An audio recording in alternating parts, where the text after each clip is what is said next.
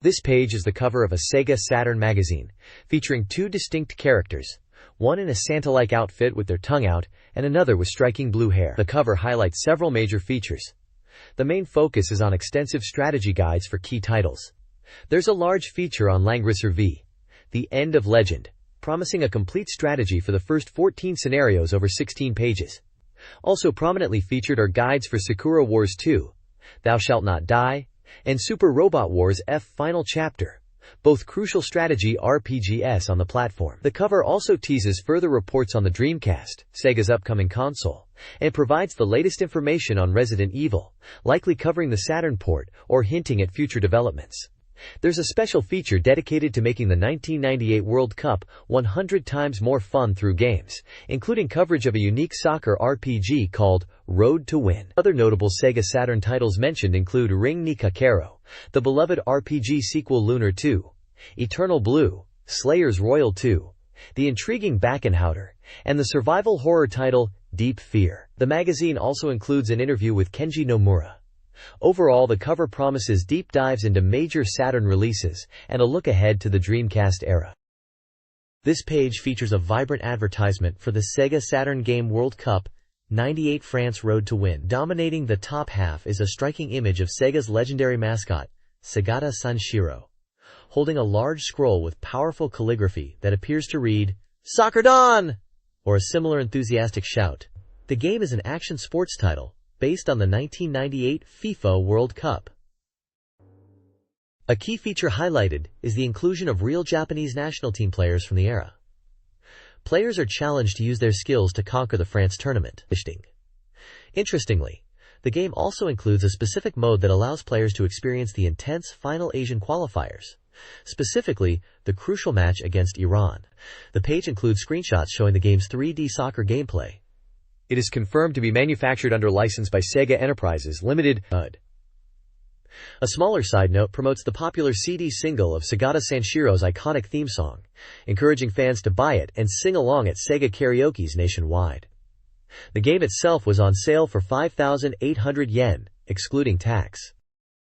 This page features an advertisement for the world's first soccer RPG game, where players take on the role of the coach for the Japanese national team. Titled simply, Become the Coach for the National Team, Soccer RPG, this unique title challenges you to debut as a coach candidate. The gameplay involves traveling the world to scout various items and players, honing your coaching skills along the way. The ultimate goal is to become the strongest coach in the world. A notable feature is the appearance of real Japanese national team players. The advertisement is visually striking, featuring a large scroll with bold calligraphic exclamation marks, suggesting excitement and emphasis. Screenshots show a world map interface, suggesting global travel for scouting, and a menu screen indicating RPG-like management elements such as items. This contrasts with typical soccer games, focused solely on match simulation or action. The game was scheduled for release on June 25th for 6,800 yen, excluding tax, and is published by Enix. This page features an advertisement for the Sega Saturn game, Linda Cube. The ad showcases the game's unique cover art, depicting a central blue-haired character surrounded by other members of the cast, set against a backdrop that seems to indicate a space-age setting with elements like start and again. The game is described as a psycho-thriller plus hunting RPG. It was available for purchase at a fixed price of 6,800 yen, excluding tax, and is an exclusive title for the Sega Saturn. The game design is attributed to Shoji Masuda, and the illustration is by Cannabis. This version is highlighted as the Complete Edition. This page features an advertisement for the Sega Saturn game, Linda Cube, presented as the Complete Edition. This title is billed as an ultimate psycho-thriller and hunting RPG. The ad emphasizes its unique worldview and system, detailing a drama of love and hate rooted in deep human psychology. A primary objective highlighted is the task of capturing all 120 types and 240 individuals of animals inhabiting the world, a challenge presented by fate or a higher power.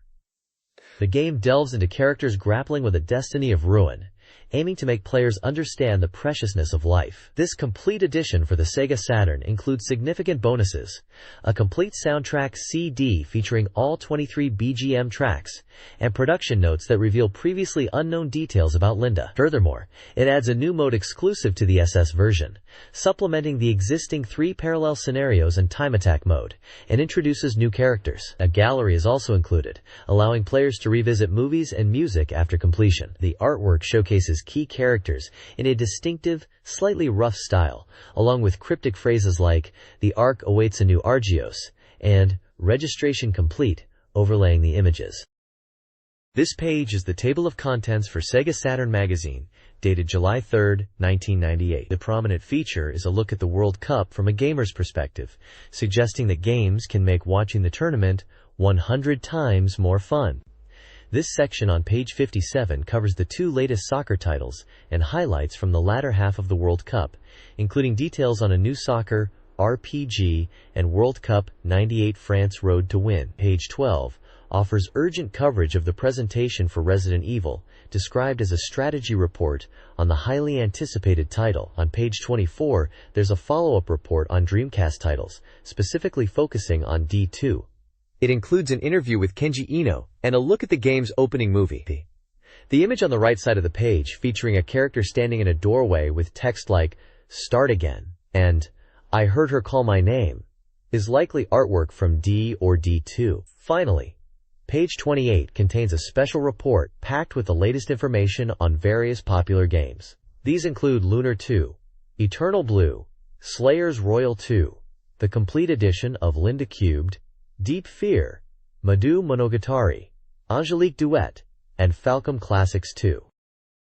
This issue of SEGA Saturn Press provides a comprehensive game index and table of contents, showcasing a variety of content. It highlights new releases like Steam Hearts and previews coming soon, titles such as Castlevania, Symphony of the Night, and Pocket Fighter. Dedicated sections offer SEGA Saturn soft complete guides for games like Super Robot Wars, F Final Chapter. A major feature is a 16-page guide for Langrisser V, The End of Legend. The main game index lists numerous Sega Saturn titles, including Shining Force 2 and Deep Fear, plus cross-platform entries like Did 2. The cover art illustration is for Linda Cubed Complete Edition. The issue also features regular columns including E3 reports, reader contributions, and Sega AM Division updates, promising a packed issue for Sega Saturn enthusiasts. This page is dedicated to the Japan Game of the Year 1998 event, inviting readers to vote for their favorite games released between April 1997 and March 1998. It outlines the process, the various award categories including Grand Prix, Fresh, Visual, and Sound, and lists the 40 nominated titles across multiple platforms like PlayStation, Sega Saturn, and Nintendo 64. Among the nominees are several iconic Sega Saturn games, such as Panzer Dragoon Saga, Grandia, X-Men vs. Street Fighter, Command & Conquer, The King of Fighters 97, and Silhouette Mirage. Notable titles from other platforms like Armored Core, Klonoa, Door to Phantomile, Crash Bandicoot 2, Gran Turismo, and Suikoden are also listed, showcasing a strong year for gaming overall. The voting process involves selecting games for different awards and mailing in a form. The results are determined by reader votes and will be announced in participating magazines later. There's also a section detailing the various prizes readers can win by voting, including electronics like a portable DVD player, a digital camera set, and an MD player, as well as gift certificates and special phone cards. This page continues the list of nominees for the Japan Game of the Year 1998 awards, picking up from where the previous page left off and covering titles from number 41 through 120.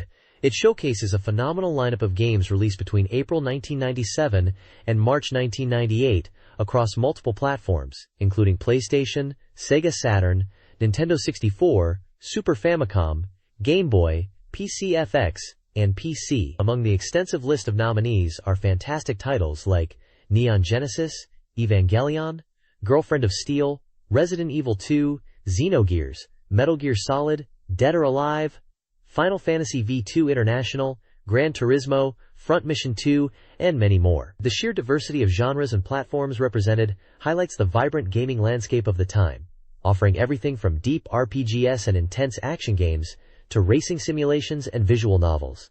This list truly represents the best of what Japanese gaming had to offer in that period. The page also includes a sample voting ballot, illustrating how readers should fill out their selections for the Grand Prix, Fresh, Visual, and Sound Awards. It reiterates that votes can be cast for nominated titles. Finally, the page proudly displays the logos of the 15 participating gaming magazines collaborating on this prestigious Japan Game of the Year event.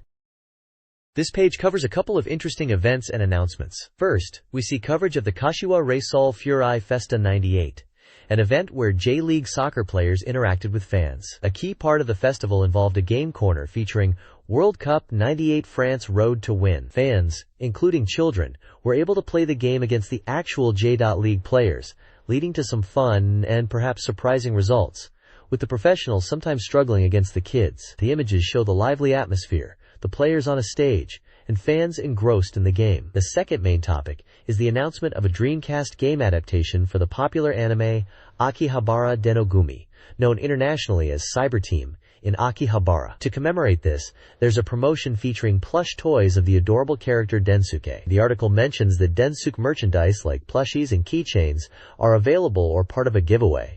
It also briefly lists the anime's broadcast schedule. This highlights Sega's presence across platforms and their connection to popular anime properties of the time. This page highlights several gaming-related announcements. Sega announced a Virtua On national tournament and a new Special Battle Command hit. Industry news covers Sony's opener robotic architecture with a soccer-playing robot demoed. There's also a reservation campaign for the shooter Radiant Silvergun. The 16th SEGA Saturn Festa will have a soccer theme. A Japan Game of the Year vote across 15 game magazines features games like Gran Turismo and Resident Evil 2. Parismo. Finally, a major lawsuit is brewing as several companies, including Sega, challenge the legality of used game sales, claiming copyright infringement. The next page kicks off with a couple of exciting event announcements. First up is an emergency heads-up about a club event hosted by Sega's AM3 Research Lab, the team behind classics like Virtual On. It sounds like members of the AM3 team themselves were hitting the DJ booth. This event was held on June 19th at Club Studio 80 and offered a discount if you brought the magazine. Right next to that, we see news about the Super Robot Spirits Tour 98 concert, featuring legendary anime song vocalists like Ichiro Mizuki and Hironobu Kageyama. The concert celebrated classic robot anime and culminated in a massive sing-along of Mazinger Z. They also announced the Tokyo performance date for August 16th. Further down, there's a practical item for gamers. A new AV selector from Japan Victor, designed to easily switch between multiple game consoles and VCRS. They released 2 models catering to different numbers of connected systems. There's also an announcement for a summer seminar aimed at aspiring game creators, offering various courses throughout August. Finally, the page wraps up with a look at some new music releases. We see albums and singles from artists like Tomomi Kahara, Da Pump, and Move, with mentions of their tie-ins to commercials or popular songs. Notably, there's a vocal and arrange collection for Super Robot Wars Fly Final Chapter, and an album for the Taito puzzle game Puchi Carrot by their sound team, Zuntata, featuring vocal tracks and unique jacket art. This page is all about books, specifically useful guides for Sega Saturn users. There's a highlight on strategy guides, and it seems the big hit at the time was Super Robot Wars Final Chapter, with multiple publishers releasing guides for it. A ranking from a bookstore shows guides for that game completely dominating the top spots, along with one for Sakura Wars 2. The page then goes into reviews of several guides. For Super Robot Wars Final Chapter, there are comments on the different approaches from various publishers, noting which ones are strong on data, flowcharts, or unique content like hidden maps or CG production details. Other guides reviewed include those from Multilancer Reinforce, covering character data, system info, event details, and even including bonus trading cards. There's also a guide for Sakura Wars 2, which focuses on the first half of the game, offering character and system explanations, location introductions, and strategic flowcharts. The Dragon Force 2 guide is highlighted for its unique paper and comprehensive data on characters, items, and scenarios. The Waku Waku Puyo Puyo Dungeon Guide is noted for its fun 4-panel manga and detailed attraction strategy. Finally, there's a review for a guide focused not on games, but on satellite TV services like Sky Perfect TV. and DirecTV, detailing channels and programming genres. Note at the bottom clarifies that all prices listed are before tax. This page focuses on the massive hit series, Biohazard, known internationally as Resident Evil, and tantalizingly hints at its potential future on the Dreamcast platform. The large text vertically reads, Biohazard, and prominent text at the top right asks, Dragon Attack, a reference to the Dreamcast's internal name, followed by a quote, suggesting a potential release, urging readers to consider the possibility. The article discusses a Biohazard series strategy presentation event that covered the series' success, including multiple awards, over 4 million units sold worldwide across Saturn and PlayStation, and even details like its popularity among female players. The event also announced DualShock-compatible versions of Resident Evil Director's Cut and Resident Evil 2 for PlayStation, with a note about the Director's Cut featuring new music. Featured is a photo of Shinji Mikami, the creator of the Resident Evil series, alongside text mentioning cautious but revealing statements from Capcom executives about the series' future, directly linking back to the Dreamcast hint. A Biohazard discography section provides a quick overview of the games released up to that point. The original Resident Evil Director's Cut, and Resident Evil 2, all on PlayStation, plus the Resident Evil port for the Sega Saturn. The Saturn version is specifically highlighted as a successful port that faithfully reproduced the horror experience, even including a welcome bonus booklet in the first run. The next page continues the report on the Biohazard series strategy presentation. A prominent headline features a quote attributed to Capcom's managing director, Yoshiki Okamoto, stating something like, "It might be something on that side's hardware," which strongly hints at the series potentially appearing on Sega's Dreamcast, following up on the previous page's suggestion. The article includes a photo of Mr. Okamoto, who discussed the series' success and future. It touches upon hints from both Okamoto and creator Shinji Mikami about upcoming developments, with Mikami jokingly clarifying a previous comment about a zombie game was actually referring to ghosts, goblins. Regarding the long-awaited Saturn port of Resident Evil 2, it's revealed that the planned version was cancelled, and development is now proceeding in a completely different direction, possibly hinting at a new project altogether. While there were no new game announcements for the Saturn or Dreamcast at the event, DualShock-compatible versions of Resident Evil Director's Cut and Resident Evil 2 were announced for the PlayStation, with release details provided. Adding to the excitement, Capcom announced a major real-world horror attraction called Biohazard Nightmare, set to appear at Osaka Expoland. This two-story walkthrough experience, developed with Toei, promises to bring the world of Resident Evil to life, with movie-quality zombies and characters, offering attendees a roughly 9-minute dose of survival horror fear from the summer of '98 through mid-'99. The page leaves the reader wondering what the future holds for the series after these announcements. This week's Sega Saturn hot titles include several anticipated releases between June 13th and 19th. Linda Cube Complete, a unique RPG, offers players the best experience with restored content and a soundtrack CD. Fishing simulation fans can enjoy Murakoshi Masanori no Bakuchu Nihon Retu, supervised by a pro angler. Princess Maker Collection brings the Raising Simulation series to Saturn with additional events.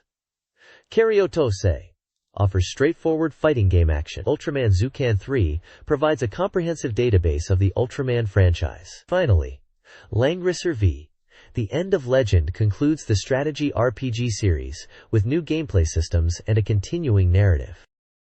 This page presents a comprehensive Sega Saturn release schedule, offering a detailed look at upcoming software titles. It lists games with their expected release dates, prices, publishers, genres, and compatibility options. The schedule spans from June of the current year well into the following spring, featuring a vast array of games across nearly every genre imaginable, including action, RPGs, simulations, shooters, and more. Many highly anticipated titles are listed, some with specific dates, and others marked as still undecided. Notable upcoming games mentioned include Castlevania, Symphony of the Night, Sega Ages, Galaxy Force 2, Pocket Fighter, Resident Evil 2, Marvel Superheroes vs. Street Fighter, Shining Force 2i Scenario 2 and 3, and Rayman 2. The sheer volume of releases detailed here highlights the strong support for the Sega Saturn, with a diverse lineup catering to all types of gamers. The page includes a legend defining the various genre abbreviations and controller compatibility symbols, making it a valuable resource for planning your future Saturn purchases. This page presents the weekly SEGA Saturn software sales ranking, featuring the top 15 best-selling titles based on shop data. The introduction notes that with new hardware expected in November, this summer is likely the final opportunity to fully immerse oneself in the Saturn's library, suggesting players revisit classics or pick up titles at bargain prices. Topping the charts this week is Grandia Digital Museum, described as good value due to its included minigames. Other prominent titles in the top 15 include Mujintu Monogatari R, Super Robot Taisen F Final, Revolutionary Girl Utena, and Mobile Suit Gundam, Giren's Ambition. Several established hits like Sakura Wars 2, Darkstalkers 3, Vampire Savior, Shining Force 2 Eyes Scenario 2, and Dragon Force 2 continue to hold strong positions in the ranking, showing their sustained popularity. The page provides a screenshot and brief description for each game in the top list, along with their weekly and cumulative sales figures. This page shifts focus to user desires and arcade popularity. The top section presents the User Data Top 20 Want to Convert, revealing which games players most hope to see ported to the Sega Saturn. Topping the list are games like the Final Fantasy series, Marvel vs. Capcom, and Super Robot Wars Gaiden. It's a fascinating mix, showing players wanted everything from major RPGs on other platforms to popular arcade fighters, and even some more niche PC titles. The accompanying text reflects on the upcoming Dreamcast, musing whether the hope for ports has changed with new hardware on the horizon, suggesting the Dreamcast is capable of near-perfect arcade conversions. Images highlight games like the visual novel To Heart and the excellent SHMUP Esprade, noted with a 0% realization rate, but clearly high on players' wish lists. The lower section dives into Shop Data Top 15 Arcade Video Games, detailing the most popular titles currently in Japanese arcades. This ranking is dominated by Sega's own heavy hitters. Virtua Fighter 3 TB is the undisputed champion, followed closely by Virtual On, Oratorio Tangram, and Virtua Striker 2. Other popular titles include Tekken 3, Street Fighter X2, and the newly released Fighting Vipers 2, which is featured as the week's one-point check game. Updates on national tournaments for Virtual On and the continued popularity of Daytona USA 2 are also highlighted, underscoring the vibrant arcade scene and the title's driving player engagement. The hopeful new Soft User Data Top 30 for Sega Saturn reveals highly anticipated upcoming games. Topping the list is Virtua Fighter 3, praised for its network capabilities. Pia e Yukoso 2, a visual novel, and Lunar 2, Eternal Blue, an RPG, follow.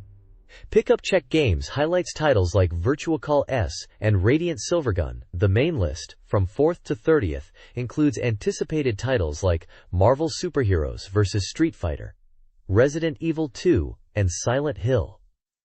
Other Check, coming soon, previews Back and Router and the Konami Antiques MSX Collection Ultra Pack. The article also mentions the upcoming Dreamcast. This page delves into the Sega Saturn Reader's Race, a weekly feature ranking all released Saturn software based on reader votes and average scores. As of June 19th, a staggering 1,005 Saturn titles were available. Readers contribute their ratings on a 10-point scale, creating a dynamic, real-time ranking. The main section presents a comprehensive list of all released games, detailing their current rank, previous rank, genre, and average score. This isn't just a list. It's the collective opinion of Saturn owners on every game out there. Featured in a highlight box, the odds table featured software section points out titles making significant moves in the rankings. This week, Giren's Greed saw a strong showing, while Secret Sentai Metamor vs. surged into the top ranks. Grandia Digital Museum is also highlighted, with a small screenshot of Giren's Greed accompanying the text, illustrating the action from that particular game. The commentary notes the shifting landscape at the top of the charts, indicating surprises and upsets are common. Unlike the previous page, which focused on anticipating future releases, this page provides a snapshot of how the existing library is perceived by the dedicated Saturn fanbase. This page continues the comprehensive Sega Saturn Reader's Race rankings from the previous page, listing a vast array of released titles and their positions based on player feedback. The main focus, however, shifts to introducing 3 highly contrasted new releases based on these same reader scores. Featured prominently is Grandia Digital Museum, a companion piece to the acclaimed RPG, earning an impressive average score of 9.7037. Player comments highlight its value as a collection of minigames, setting materials, and even dungeon crawling, appreciating the challenging battles and depth despite its supplementary nature. It's seen as a treat for fans of the original Grandia. Further down, Melty Lancer Reinforce, a strategy title, is featured with a strong average score of 9.4166. Reviews praise its multi-branching story paths and visual presentation, particularly noting the helpful fast-forward text feature essential for narrative-heavy games, though some found the animation sequences less impressive. Lastly, Super Real Mahjong P7 is showcased, an adult mahjong game that scored 9.2 with readers. Comments commend the improved animation and charming character art, noting it surpasses previous entries. Players enjoyed the core mahjong gameplay and clear rules, though some wished for a free battle mode against the AI.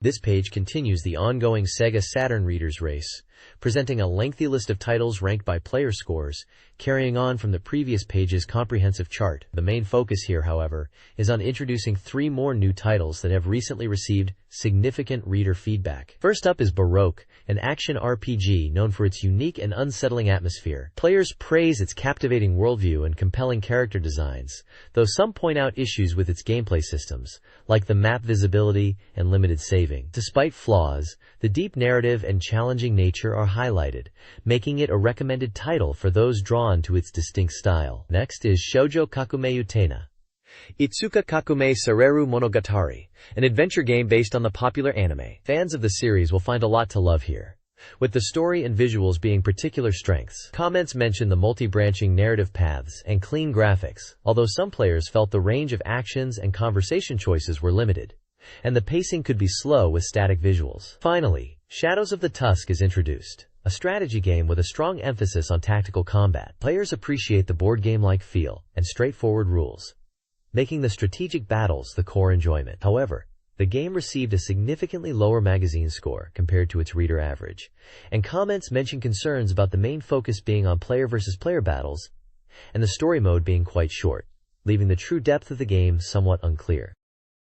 This page continues the extensive SEGA Saturn Readers Race ranking chart, presenting a long list of games ranked by average reader score. The table details the rank changes, game titles, genres, and scores for numerous titles, spanning a wide variety of genres from action and RPGs to puzzles and simulations. Beyond the main ranking table, a smaller section offers commentary on the state of shooting games. Titled, "Is Shooting Stinking of a XX Game?" It discusses the games appearing at the very bottom of the rankings, noting that many shooting games are found there. It brings up the Dreamcast's ranking as a comparison point, and specifically mentions the game Starfighter 3000, questioning whether games like it, which hit low points in the rankings, will see a resurgence. It seems the magazine is reflecting on why the genre might be struggling in the reader's eyes compared to other types of games. This SEGA Saturn page previews and reviews upcoming games in a horse race-themed format. Titles include Mujujin Monogatari R, a simulation game, 7.0 reader score, GT24, a racing game, 5.66 score, praised for its controls and 24-hour mode, Usama Game, a variety title, 6.66 score, with engaging minigames, and Find Love 2, the prologue, a dating sim previewed before release. The page also features reader comments, discussing game aesthetics, and a ranking of Saturn peripherals based on reader scores. A Reader's Race section encourages prediction games, with prizes offered for guessing game rankings and scores. The overall tone reflects the excitement of new game releases and the impending arrival of the Dreamcast. The next page dives straight into the highly anticipated sequel, D2. Kicking off with a massive graphic, the page announces the game's arrival on the Dreamcast, which was quite a shock from Warp, a developer known for their work on the Saturn. D2 is presented as an action-adventure game for a single player. The article previews the game's opening movie, stating it's composed of several fragmented scenes and contains many mysteries. What's shown here is said to be about 70% of the full opening, with the remaining 30% holding a shocking development yet to come. A compelling section details a scene titled, "The Man Walking in the Snow Mountain, Bleeding Green Blood." It describes a figure slowly moving through a blizzard, initially leaving drops of bright red blood on the white snow. Intriguingly, this eventually changes to green dots following the man's path, raising questions about his identity and destination. An accompanying image visually depicts a lone figure traversing a vast snowy expanse, reinforcing the eerie atmosphere. Finally, the page features an interview with Kenji Iino, the visionary head of Warp and creator of the DD series. He shares his thoughts, notably stating, "I have no consciousness of representing the Dreamcast, a fascinating perspective from a key developer supporting the new hardware." This page offers an exciting glimpse into D2 and the creative mind behind it as the Dreamcast era begins. D2's preview highlights fragmented scenes hinting at a mysterious narrative. Space opens with a fiery object hurtling towards Earth, foreshadowing disaster. The Lodge introduces Kimberly, a 33-year-old black woman, and Laura, who is asleep and moaning in a snowy mountain cabin. Their relationship and the cabin's significance remain unclear. An interview with Kenji Iino reveals the demo is only 15 to 20% complete. He praises the Dreamcast's graphical power, equating it to older, expensive systems. He acknowledges the higher polygon count in D2 compared to previous games, but clarifies that the visible improvement isn't always proportional, as it depends on how those polygons are used, particularly for the game's 3D environments. Despite this, the increased complexity and the creation of a fully 3D world are essential trade-offs. This page expands on the D2 preview, showing scenes from a passenger airplane and continuing the interview with Kenji Iino. The events occur on December 25, 1999, over Canada, as noted on a title card displaying the date and time. The narrative describes Laura, who was featured in the previous page's snowy lodge scene, dozing on a plane. She accidentally hits her laptop key, causing a warning sound, drops her compact, and spills juice. A young girl named Jenny, sitting in front of Laura, smiles and shows her a teddy bear. Additionally, a man across the aisle interacts with Laura, mentioning she was moaning in her sleep and offering to retrieve her compact, adding to the game's sense of unsettling realism. The interview with Iino delves further into D2's positioning. He clarifies that the game isn't necessarily designed as a massive hardware-pushing title, but is significant as a new work from the D team for the Dreamcast. He suggests that upcoming announcements from Sega and other titles might draw attention, allowing D Team to focus on developing D2. Regarding potential online or communication features, Iino states that the specific implementation is still undecided, though incorporating data downloads is a possibility being considered. This page provides more context for the game's setting and characters, while also offering insights into its development philosophy.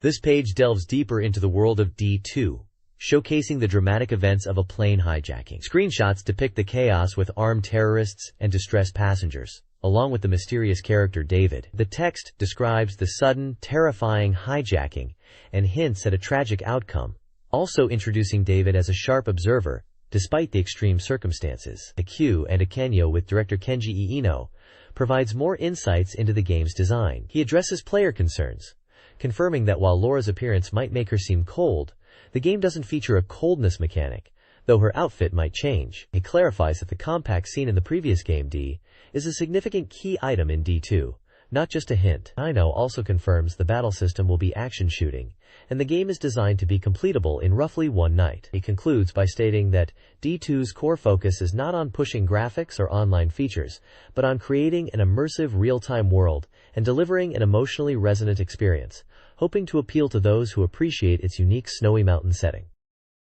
This page showcases the upcoming role-playing game Lunar 2, Eternal Blue. The main illustration features the protagonists, including the enthusiastic young adventurer Hiro, his feline companion Ruby, and the mysterious girl Lucia, set against a dramatic backdrop of a snowy, alien landscape under a large moon, complete with strange ruins and a beam of light from the sky.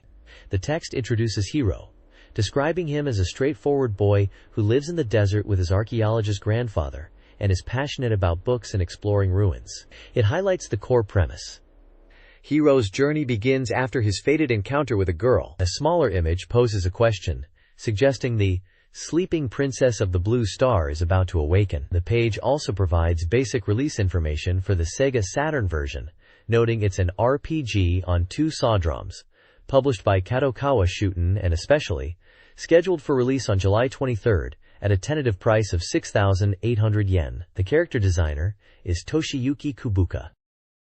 This page continues our look at the upcoming RPG, Lunar 2, Eternal Blue. The game is now reported to be 85% complete and in its final development stages, with significant work going into integrating the animated sequences and refining the character demonstration scenes, which are highlighted as receiving particular attention. The article then delves into the early part of the story, specifically detailing Scene 1, Meeting Leo. It describes Hiro and Ruby exploring ruins near their home when they find a treasure. Their discovery is interrupted by the arrival of a large ship and the imposing figure of Leo, one of the 4 heroes of the Althena Guard. Leo sternly warns them away, as the area is a battlefield, but Hiro is drawn in when Leo mentions his grandfather. A character profile introduces Leo as a strong and reliable leader within the Althena Guard, respected by his subordinates. He is also noted as a childhood friend of Ronfar, hinting at future character connections. The page features screenshots showing the encounter in the game's field view and a portrait of Leo,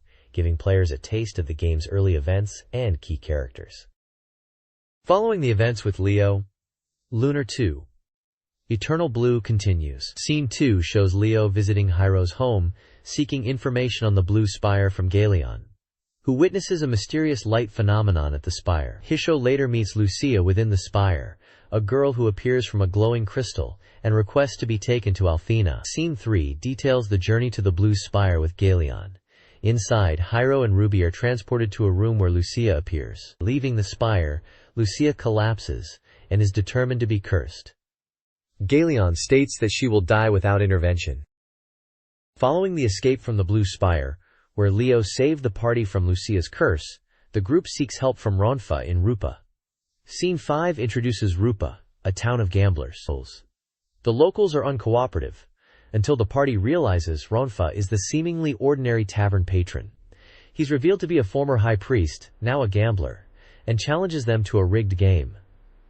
The page also covers Lunar 2's game systems. Players use the main menu, Z button, to manage magic, items, and equipment.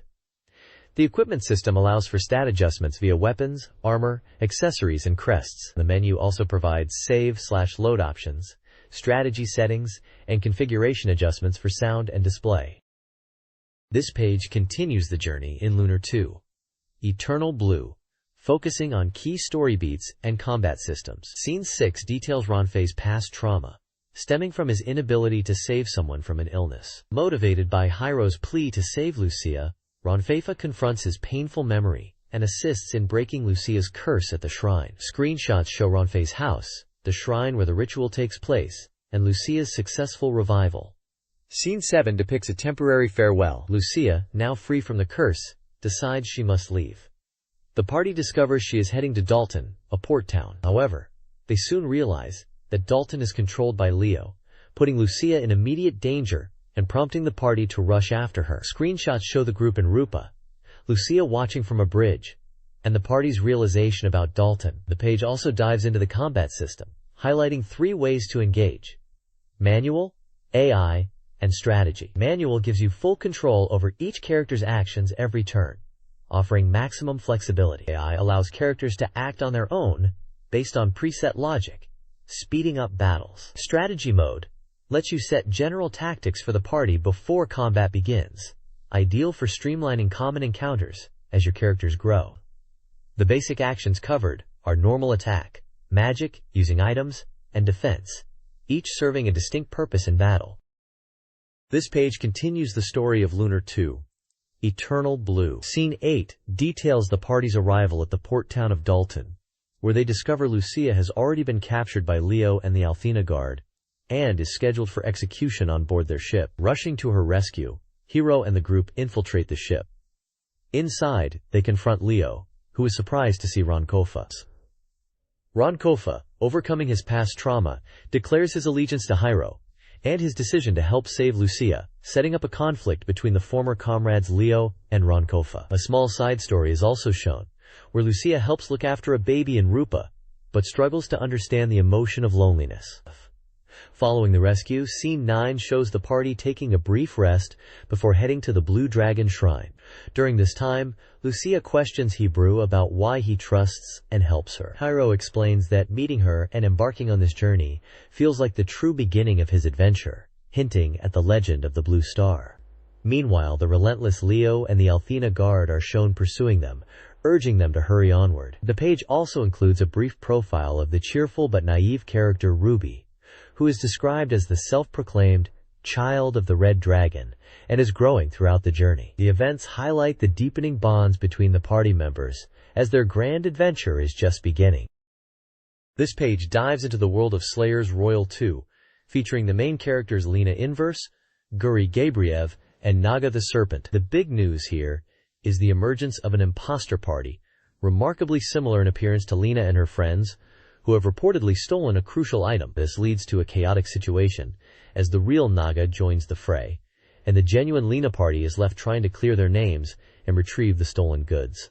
The game introduces a fascinating twist, with two parties potentially proceeding simultaneously, adding complexity to the investigation of who is real and who is fake. Distinguishing the imposters proves tricky, although subtle personality differences are noted, and the ability to use powerful magic tied to demon pacts is highlighted as a key identifier for the real Lena. The game is currently noted as 60% complete, with a release scheduled for August 27th in Japan.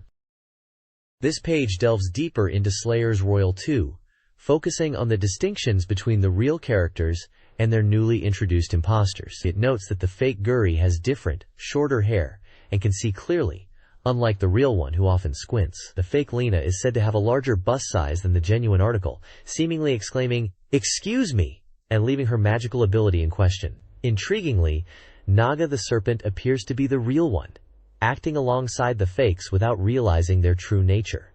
A wanted poster image of the imposters is also shown.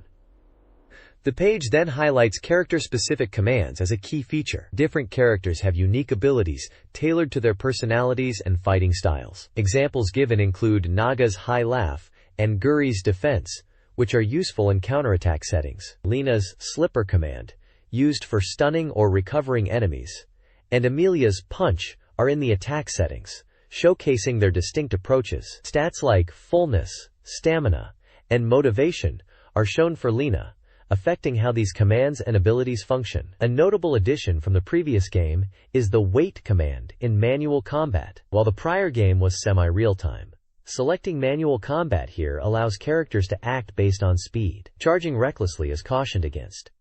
Using the wait command to draw enemies into range is presented as a smarter strategy. The unique slipper command for Lena is particularly emphasized as a powerful tool for those who master it. This page focuses on the magic effects in Slayers Royal 2, highlighting how they differ depending on which character is casting them. A major point of comparison is the dim wind spell. In the previous game, Lena and Naga's versions were identical. However, in this sequel, Lena's dim wind is a powerful tornado that flies in a straight line towards a single target, emphasizing a focused attack.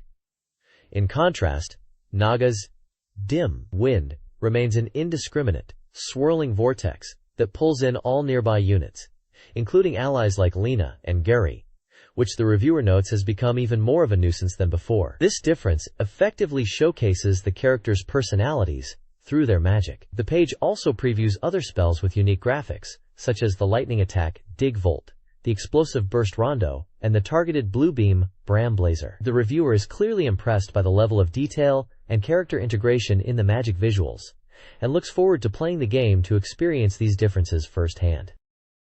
This page continues the focus on magic effects in Slayers Royal 2, emphasizing how spell visuals and mechanics differ depending on the character. Following up on the previous discussion, two more specific spells are detailed here. First is Bomb Array, Deerbrand, and Earth Elemental Spirit Magic. The screenshots show it blasting up the ground around the caster, dealing area damage to everyone caught in the radius, friend or foe. It's noted to have a gentler appearance than Naga's previous Mega Brand, but is still highly effective as a wide area attack. Introduced for the first time in Royal 2 is Purgatory Flame Array, Brave Howl, also Earth Elemental Spirit Magic. This spell causes molten rock to erupt directly in front of the caster, providing another option for area control. The page features dynamic screenshots showcasing the impact of these spells in the game's isometric view. The striking central illustration depicts Lina inverse amidst magical energy, capturing the intensity of casting powerful spells. Additionally, the page highlights some related media with a section on the Slayer's delicious mini-novels. These are described as light-hearted stories featuring Lina and Naga, published as mini-books. 2 volumes are shown, covering topics like a fashion conflict, and Lina trying to clear her name in a sorcerer's case. The novels even include explanations of some of the magic types found in the Slayer's world. This page features a special report on the unique SEGA Saturn title, Linda Cubed. Kanzenban. The striking main illustration depicts 2 characters, one in a Santa suit and the other with blue hair, sitting amidst a desolate, rubble-strewn environment with pipes and industrial elements, hinting at the game's distinct atmosphere. Text on the wall reads, "Stereo Love," and cannabis is also visible. The lower section confirms the game is Linda Cubed and highlights that this is the complete edition. The text on the right provides key details about this version, eagerly awaited by Saturn users. It was released on June 18th and is classified as a psycho-thriller and hunting RPG. The package includes the game on 1 CD-ROM, plus a complete soundtrack CD. The article serves as a guide for fans, promising a thorough strategy for the East area and early flowcharts for scenarios A, B, and C, designed to help even novice players quickly become class hunters in the world of Neo Kenya. An interview with the animation team behind Linda Cubed, Kanzenban, Studio Zine, highlights the challenges and rewards of bringing the game's unique world to life. Producer Noriko Nishimiya and animation director Miyuki Shimabukuro discussed animating characters with shifting personalities and achieving expressive facial animations. They enjoyed creating characters like Neku and found the project engaging, envisioning Linda with voice actor Minami Takayama in mind. Studio Zine, known for their work on games like Linda Cubed Again and Sakura Wars, Hanagumi Tyson columns, provided detailed game animation. The page also features screenshots showcasing the game's dramatic scenes and psycho-thriller elements. Character designer Cannabis provided commentary and artwork. Finally, a speedrun contest for Linda Cubed. Kanzenban is announced, with a Sega Dreamcast as the grand prize. This page gives us a detailed look at the unique world and mechanics of Linda Cubed. It starts by introducing the game as a mix of psycho-thriller and hunting RPG, highlighting its departure from traditional RPGs, with its focus on capturing animals instead of just fighting them. The page breaks down key game systems, explaining how to use the map to navigate and find specific animals in different areas and seasons, and how animal status and behavior patterns change. There are also sections on how to explore towns and utilize shops. The latter half of the page provides a brief overview of various animals found in the East Area districts, noting their stats and some basic characteristics, giving players a glimpse of the diverse creatures they'll encounter and need to strategize against. It emphasizes paying attention to locations, especially in the East area, where water can affect animal strength, and mentions specific animals like the dragonfly and turban shell that have unique traits or appearances. This page serves as a practical guide to understanding Linda Cubed's core gameplay loops and preparing players for their animal capturing adventure. This page provides a comprehensive map and guide to the East area in Linda Cubed. It starts with a detailed grid map of the region, covering coordinates from M to X horizontally and 07 to 18 vertically. The East area is described as being divided into 3 distinct regions, each with different animal habitats, including forests, deserts, and mountainous areas, and notes that many water-dwelling animals reside here. The page then details several key locations, marked on the map. Towns A through F, including Hardia, O14, Minago, Q14, Osport, P10, Hospico, V13, Parasite, W10, and Niburu, S09, are listed with their coordinates and the types of shops available in each, covering services like item shops, armorers, butchers, banks, and more.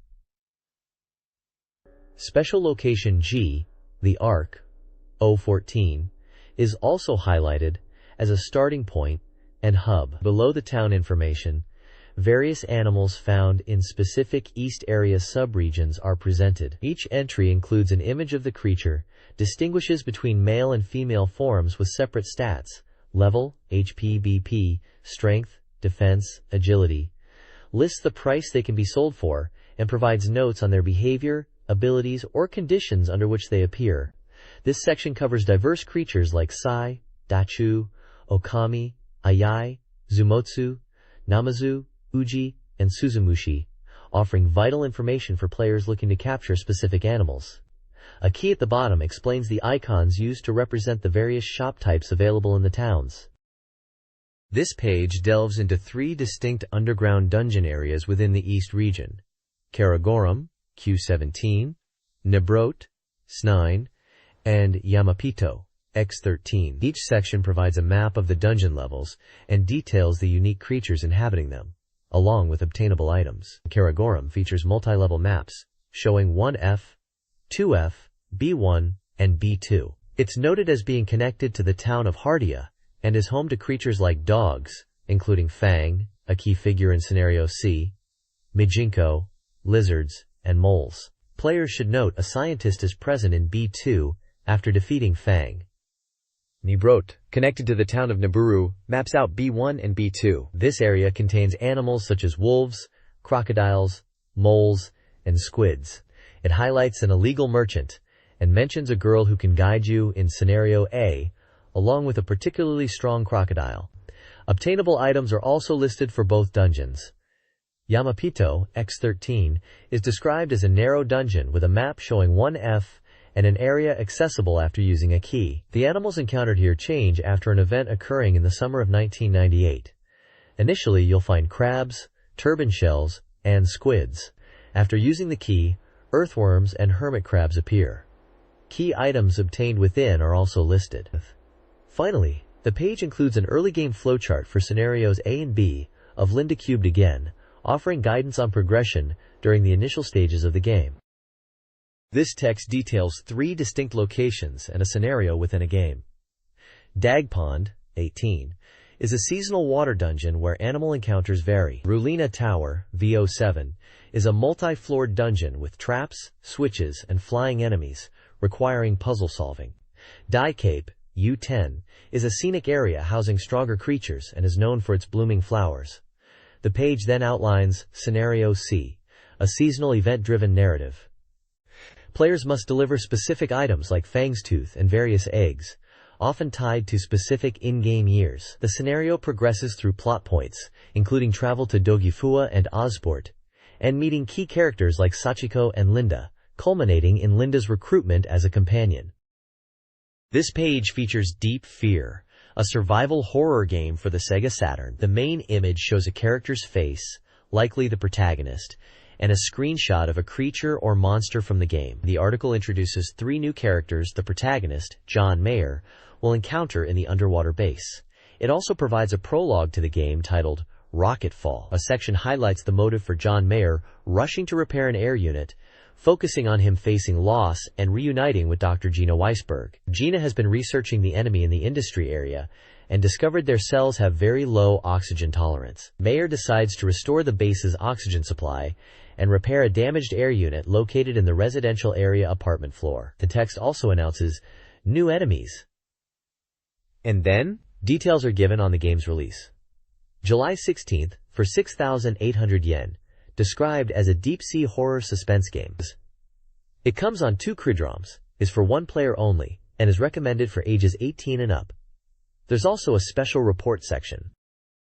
This page continues the look at Deep Fear, showcasing protagonist John Mayer's arrival at the apartment floor. Upon entering what seems like a normal living space, Mayer discovers a new, evolved type of monster, with one even attacking from the ceiling, giving him no time to react. The page features dynamic screenshots depicting intense combat.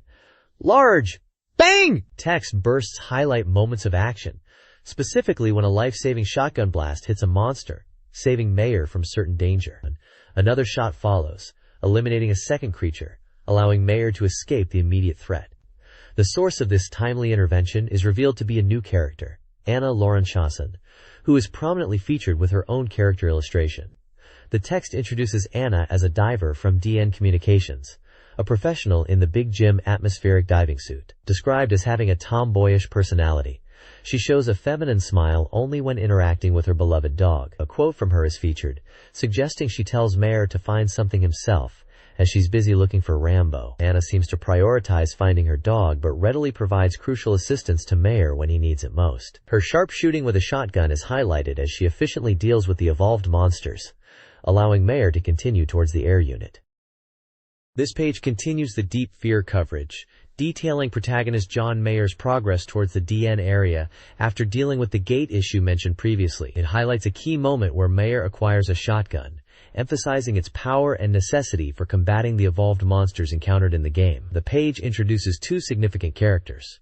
First, Ken Fujiyama, an executive from the Shirahata Foundation who is involved with DN Corporation and the Big Jim project. His illustration is shown alongside a quote stating his name.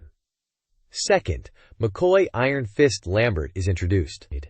He is the highly experienced leader of SEAL Team 6, known for his expertise in special operations. A major plot point is revealed with the large reunion graphic.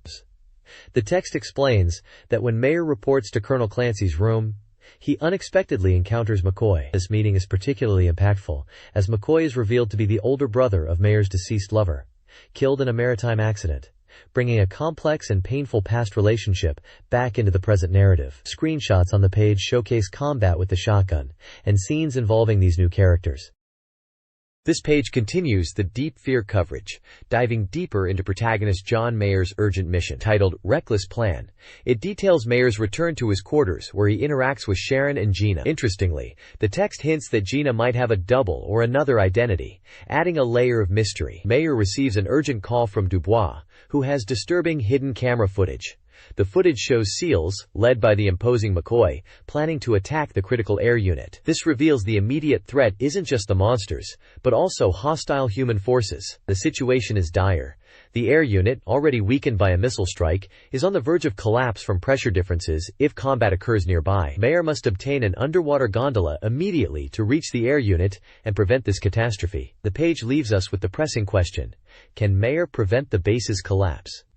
Below this intense narrative, a large section presents a U.S. Navy top-secret document detailing the recovery of the mysterious rocket pod. This report confirms an unidentified object fell into the Pacific, leading to cruisers, helicopters, divers, and the submarine Seafox being deployed for its recovery. The recovered object was then transported to the undersea Big Table base for analysis, linking this critical plot device to the base's operations and setting the stage for the secrets Mayer will uncover.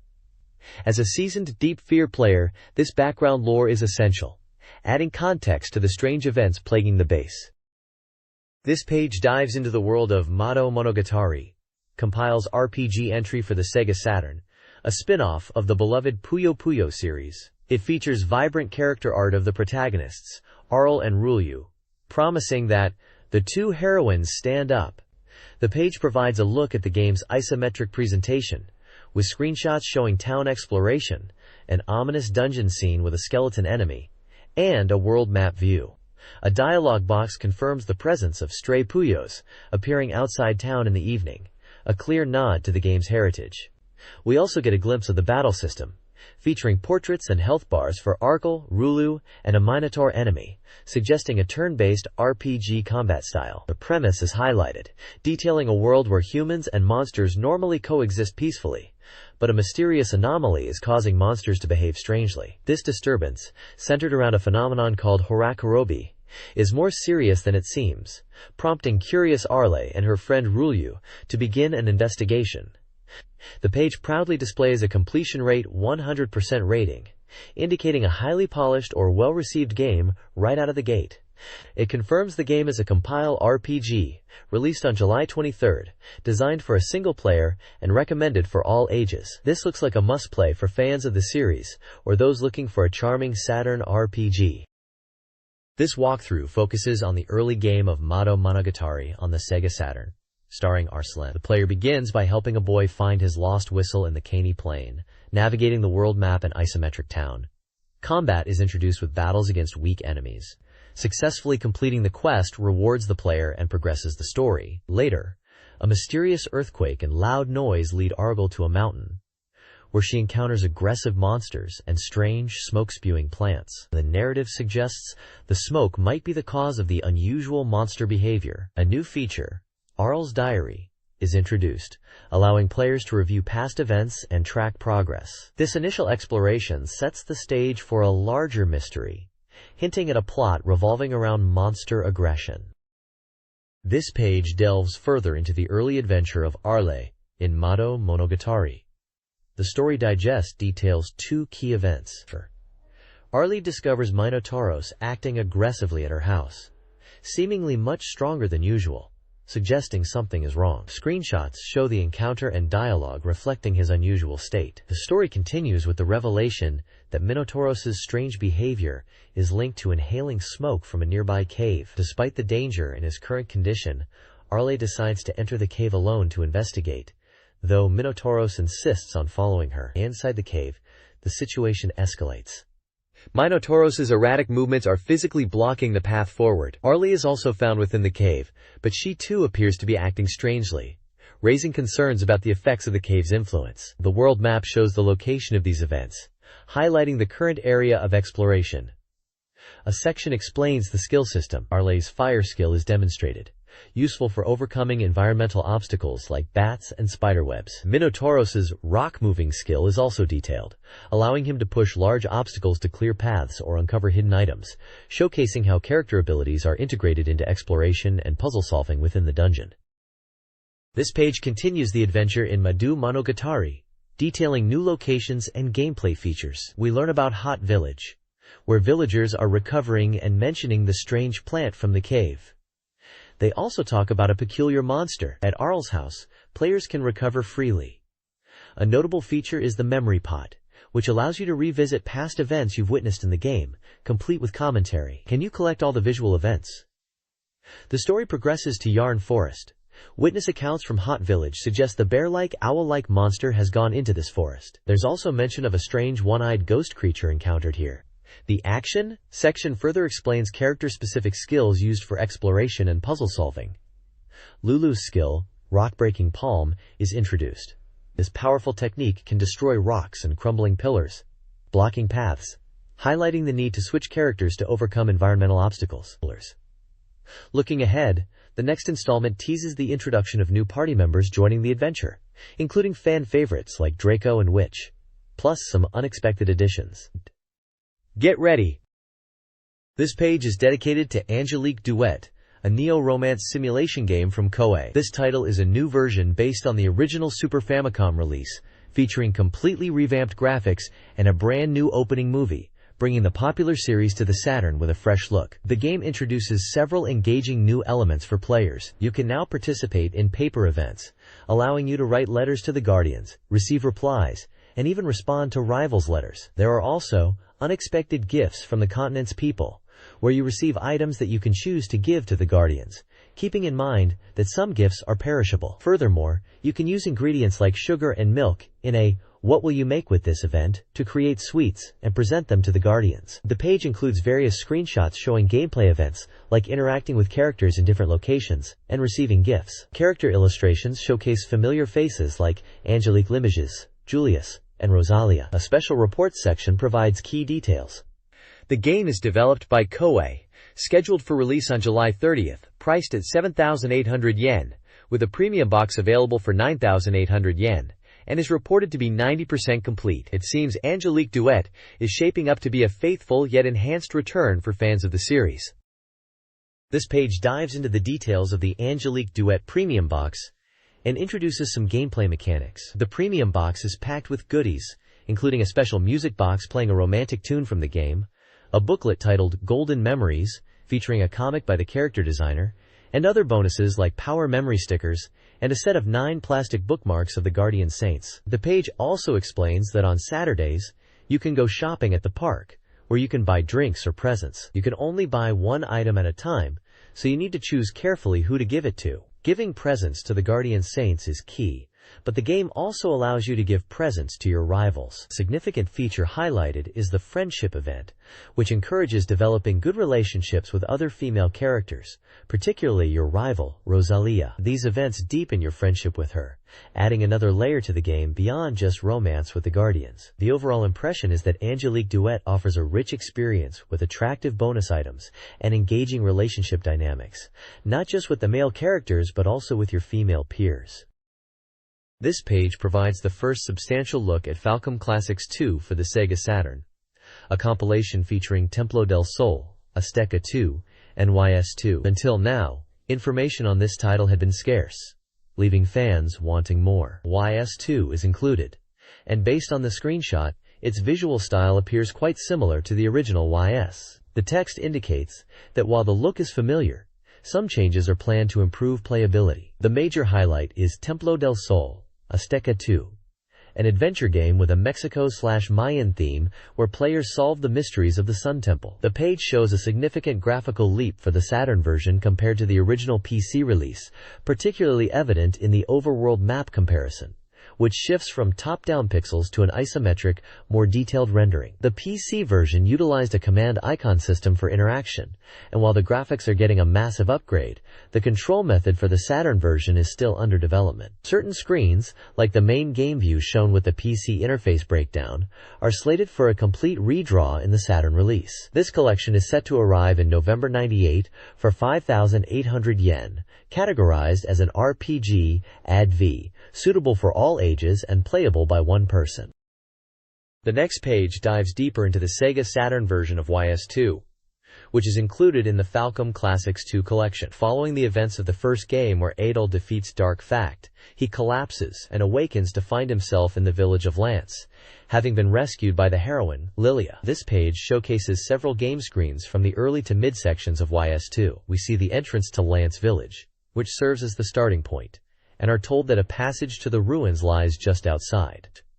Screenshots also reveal Adol's updated status screen, noting graphical improvements over the original release. Living the peaceful village leads Adol into the surrounding ruins, crawling with monsters, where he'll experience his first battles, utilizing techniques familiar from the previous game. Beyond the ruins lies a dimly lit mineshaft, described as a complex maze that requires careful navigation. The text reveals that the key to curing Lilia's illness might be found within this area. Successfully navigating the mineshaft leads to the challenging ice wall area, a stark contrast to the previous locations. This cold environment presents more difficult puzzles and obstacles, including treacherous ice slides and a statue of the goddess. This is also the location where a puzzle doll will face the game's second major boss. The page highlights the necessity of overcoming this frigid barrier to progress further in the adventure. The game is also planned to feature voice acting during event scenes, adding another layer to the experience. This page is dedicated to the strategy guide for Super Robot Wars F Final Chapter. The prominent illustration features a dynamic assembly of iconic mecha from various anime series, including Evangelion Unit 01, a Gundam unit, Getter Robo, Mazinger Z, and others, posed together against a dramatic, action-filled background. The page promotes the Super Robot Wars F Perfect Guide, Kanketsuhen, published by SoftBank. It highlights the guide's details. Priced at 1,400 yen, a 5 size, 296 pages, and full color. The accompanying text describes the game's scenario, where Eva, Ideon, and the familiar Gundam, Mazinger Z, Getter Robo, Daytarn 3, and many others protect Earth from a powerful enemy force. It poses the question of how the heroes will fight against this formidable threat and uncover the mastermind behind the events, calling the game a complete strategy guide. The guide itself is presented as essential reading for the final chapter. Its key features include detailed strategy flowcharts, expanded map data with 200% more content, enhanced unit data, and revelations about hidden events. It's positioned as the definitive resource for thoroughly conquering the game.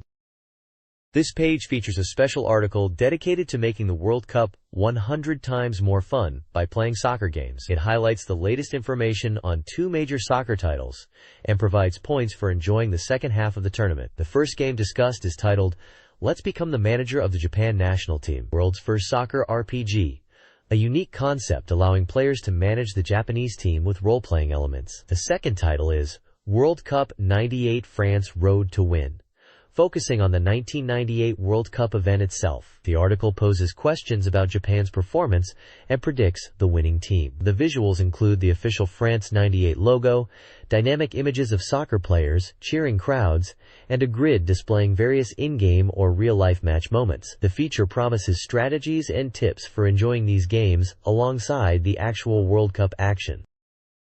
This page offers a behind-the-scenes look at the 1998 World Cup, as seen by developers of SEGA Saturn soccer games. Mr. Ohashi, of J-League Pro Soccer Club Wotsukuru 2, and Mr. Murasaki, the sound director for World Cup 98 France Road to Win, SEGA Worldwide Soccer 98, discuss the tournament's second half. They highlight key aspects like player substitutions, potential upsets by teams like Nigeria, and individual player talent. The developers emphasize the importance of observing the matches for both enjoyment and research, crucial for future game development. The page also showcases the two featured games, World Cup 98, a realistic simulation of the tournament, and J-League Pro Soccer Club Wotsukuru 2, a management sim focusing on team building and strategic planning.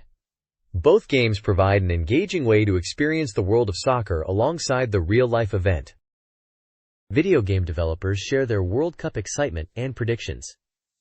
Yukihiro Shibuya, producer of a soccer RPG, is optimistic about Japan's chances and favors Germany to win. Susumu Kuribayashi, from a J-League simulator, is watching Brazil and is wary of Japan's tough matches. Toshi Mifsune, of an arcade soccer game, anticipates a challenging path for Japan, focusing on Argentina's threat. All developers reference players and teams they are looking forward to seeing in action. The article highlights how their games, from management simulations to arcade action, tap into the fervor surrounding the World Cup, with cartoon panels also capturing the national enthusiasm.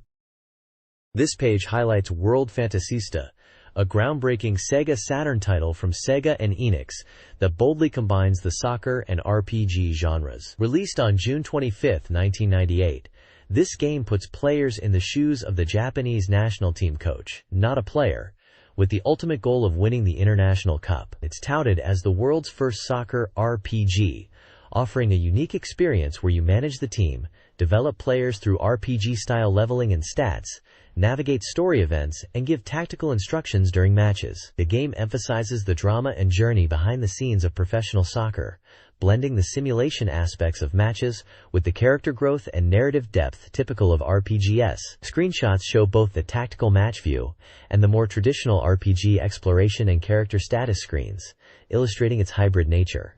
This title tapped into the national excitement surrounding the World Cup by letting fans live the dream of leading Japan to glory.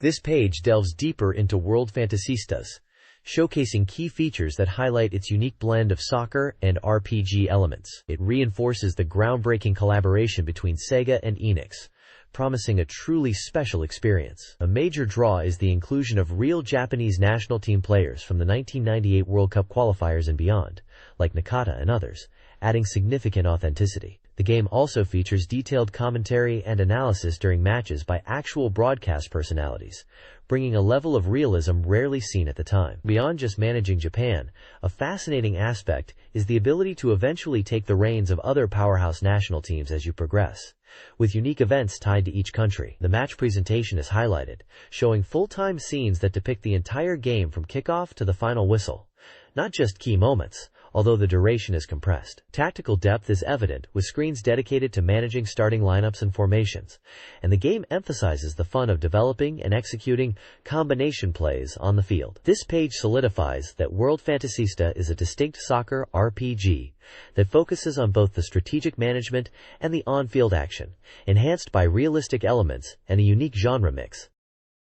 This page details the core gameplay loop and objectives of World Fantasista, starting with a narrative piece about the first mission, which seems to involve facing off against Korea and America, likely early challenges in the game's story mode. The main goal is clearly laid out, executing the Japan Soccer Kingdom plan to elevate the national team to powerhouse status and reach the World Cup. To achieve this grand ambition, the game focuses on developing three key areas: the manager's abilities, the player's capabilities, and the country's parameters. The manager has stats like reputation, negotiation skill, and coaching ability. Players have detailed attributes covering physical aspects like speed and stamina, technical skills such as shooting and dribbling, and mental traits like judgment. There are examples shown for a player's stats. The country itself has parameters reflecting its overall strength and popularity, including world ranking, technical level, and team offense/defense ratings, with Japan's current status displayed. Success in the game depends on improving these interconnected elements through matches, training, and strategic decisions. This page delves further into the gameplay of World Fantasistas, focusing on specific challenges and core mechanics needed to achieve the goals outlined previously. It highlights the mission to defeat the USA national team, setting up a key early target. You'll encounter rivals like Tsunozawa, who holds a grudge, and Heo Gunjeong, the confident figure behind the Japan-Korea match revival, both adding narrative depth to the challenges. The page then details essential facilities for team development. The training camp is crucial for player practice, learning special techniques, and managing your squad and formations. The foundation, surprisingly, is also vital. Investing here boosts the country's popularity and technical level, increasing match attendance and the experience points gained after games, ultimately helping players level up faster. Finally, the game's recruitment system is touched upon. You must search the world for scattered, famous players, specifically mentioning 3, and retired, famous managers. These special individuals can be recruited and, importantly, can teach unique individual techniques and special skills to your players, enhancing their abilities beyond standard training. This page expands on the global adventure in World Fantasista. It highlights the travel mechanic, showing flight costs and emphasizing that exploring the world is key, particularly when you have sufficient funds. The main draw of overseas travel is encountering famous players and possibly recruiting them to your team, offering a rank up from your current squad, though recruitment isn't always successful, especially if your team isn't high level. The page also offers glimpses into specific countries and their unique flavors. Italy is depicted as the passionate home of calcio, filled with football fans. News. You'll meet characters like the popular player Maestro, and even a quirky old man whose hat tricks are in romance, not soccer. Korea is presented with its intense rivalry with Japan, featuring the symbolic figure Heo Gunjeong, reflecting the nation's passion for the sport, though the text notes changing sentiments.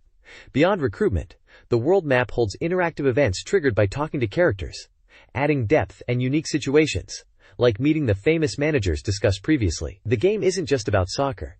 It embraces eccentric humor, with characters who love jokes, attributed possibly to the influence of Enix's Star Ocean RPG, and even unexpected lessons like baking madeleines from a strange old man in France, leaving the player wondering why such details are included in a soccer sim. World Fantasista emphasizes global soccer, letting players manage teams in 11 countries. A user-friendly map system with warp functionality facilitates travel between locations. Each nation has distinct characteristics. Spain boasts a strong pro league, though national team strength suffers due to local focus. France showcases artistic soccer and attracts many female fans. Germany has an indomitable spirit but lacks female fan engagement. The game integrates quirky humor, such as a Korean prank involving a cursed item and a German dad joke. These humorous events blend with the serious soccer simulation, enhancing the RPG experience. This page presents an analysis of the ongoing World Cup by former Japanese national team player Kimura Kazushi. The article discusses the tournament after the initial stages, Japan's prospects, potential winners like Brazil or Germany, and how to watch the later stages with more insight. Kimura highlights key foreign players in the J.League who are also participating in the World Cup, suggesting they are worth watching to see the differences in play styles between countries. He specifically mentions players like Dunga and Sampaio from Brazil, Stojkovic and Vlahovic from Yugoslavia, Simbozima from Cameroon, and several Korean players. He points out that watching these top players in the World Cup will show how great they are and potentially make watching the J.League more engaging. He also finds the physical prowess of African teams like Nigeria particularly interesting. Looking at the Japan vs. Croatia match, Kimura notes that Croatia's strategy will likely depend on their previous game's result. He assesses Croatia's defense as slightly weaker than Argentina's, but acknowledges they are strong when in form, yet can become frustrated when things aren't going well. The crucial point for Japan, he believes, will be finding ways to provoke that frustration in the Croatian side. This page dives into the tactics and matchups of upcoming World Cup games, framing the analysis in a way that enhances the viewing experience, much like understanding a game's mechanics. It previews several key fixtures. First up is Japan versus Jamaica. The analysis notes that many Jamaican players compete in England's lower leagues, suggesting a lack of tactical organization but emphasizing their physical prowess. Japan is expected to adopt a more offensive approach. Next, the page looks at Jamaica versus Argentina. Argentina is highlighted as a strong team, with midfielder Ariel Ortega identified as their creative hub, known for his technical skill. The midfield battle is seen as crucial, especially since this match is on the same day as Japan's important game. Then, it previews the clash between powerhouses Yugoslavia and Germany. Yugoslavia's game is described as artistic and technical, featuring talents like Dragan Stojkovic, while Germany is characterized by strong organization. The outcome might hinge on whether Yugoslavia can frustrate the well-drilled German side. Finally, the page examines Brazil versus Norway. Brazil is naturally seen as a top contender, but Norway is presented as a dark horse, known for their tall forwards and unexpectedly strong form, having even beaten Brazil 4-2 previously. The analysis points out that little is known about Norway's style, making them an intriguing opponent. The page also features images of key players like Ortega, Stojkovic, and Brazil's star striker, Ronaldo. This page features SEGA's World Cup '98, Road to Win, presenting it as the ultimate way to experience the excitement of the 1998 FIFA World Cup. It emphasizes the game's realism, allowing players to take control and pursue victory. The content highlights the ability to simulate the entire tournament journey, from the qualifiers right through to the main event in France, specifically mentioning the Road to France mode. Players can take on the role of manager and player, leading their chosen national team, with a particular focus on guiding the Japan national team to the top of the world. The game features all 32 participating nations, structured into the actual group stage and knockout rounds. Tactical management and controlling players with real names are key features. The page includes various screenshots showing gameplay, the tournament bracket progression, group standings, and a player registration/stats screen, demonstrating the depth of the simulation. Released on June 11th for 5,800 yen, the game supports up to 4 players and specific SEGA multiplayer accessories. The overall tone is promotional, aiming to capture the hype of the World Cup and position the game as the definitive, interactive experience.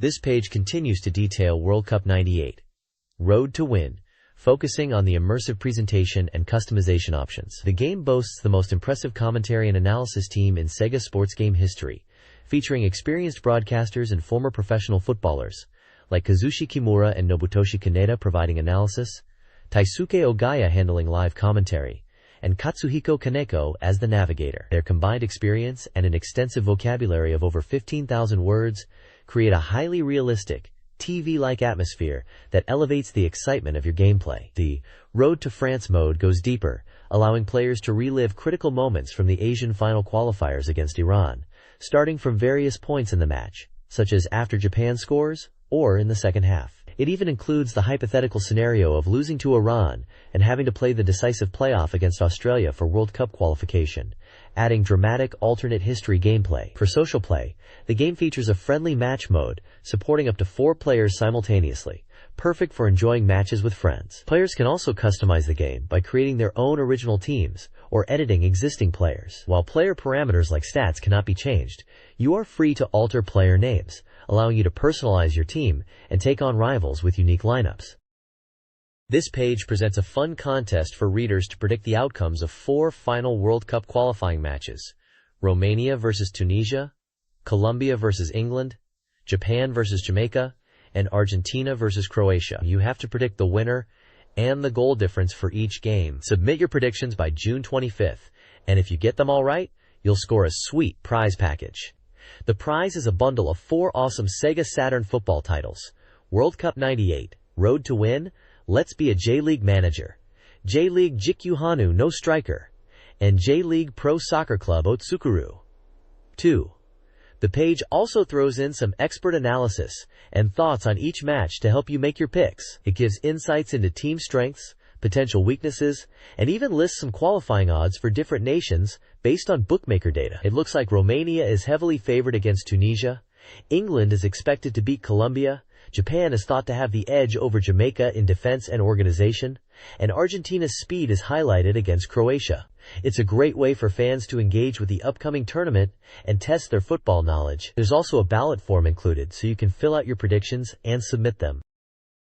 This page dives deeper into the World Cup excitement, showcasing 8 key nations that are expected to make an impact. It provides profiles for Romania, Colombia, Japan, Argentina, Tunisia, England, Jamaica, and Croatia, highlighting their history, star players, and tactical approaches. You get a sense of each team's strengths, like Argentina's formidable attack led by Batistuta, or Japan's organized defense and midfielder Nakata. There are great photos of players like Hagi, Valderrama, Batistuta, and others, bringing the teams to life. Following the team breakdowns, the page presents predictions and analysis from various Japanese sports newspapers and specialist reporters. These experts weigh in on the same 4 matches from the previous page's contest: Romania versus Tunisia, Colombia versus England, Japan versus Jamaica, and Argentina versus Croatia. They offer their picks for the winners, and sometimes specific scoreline predictions, explaining their reasoning based on team form, player matchups, and overall strength.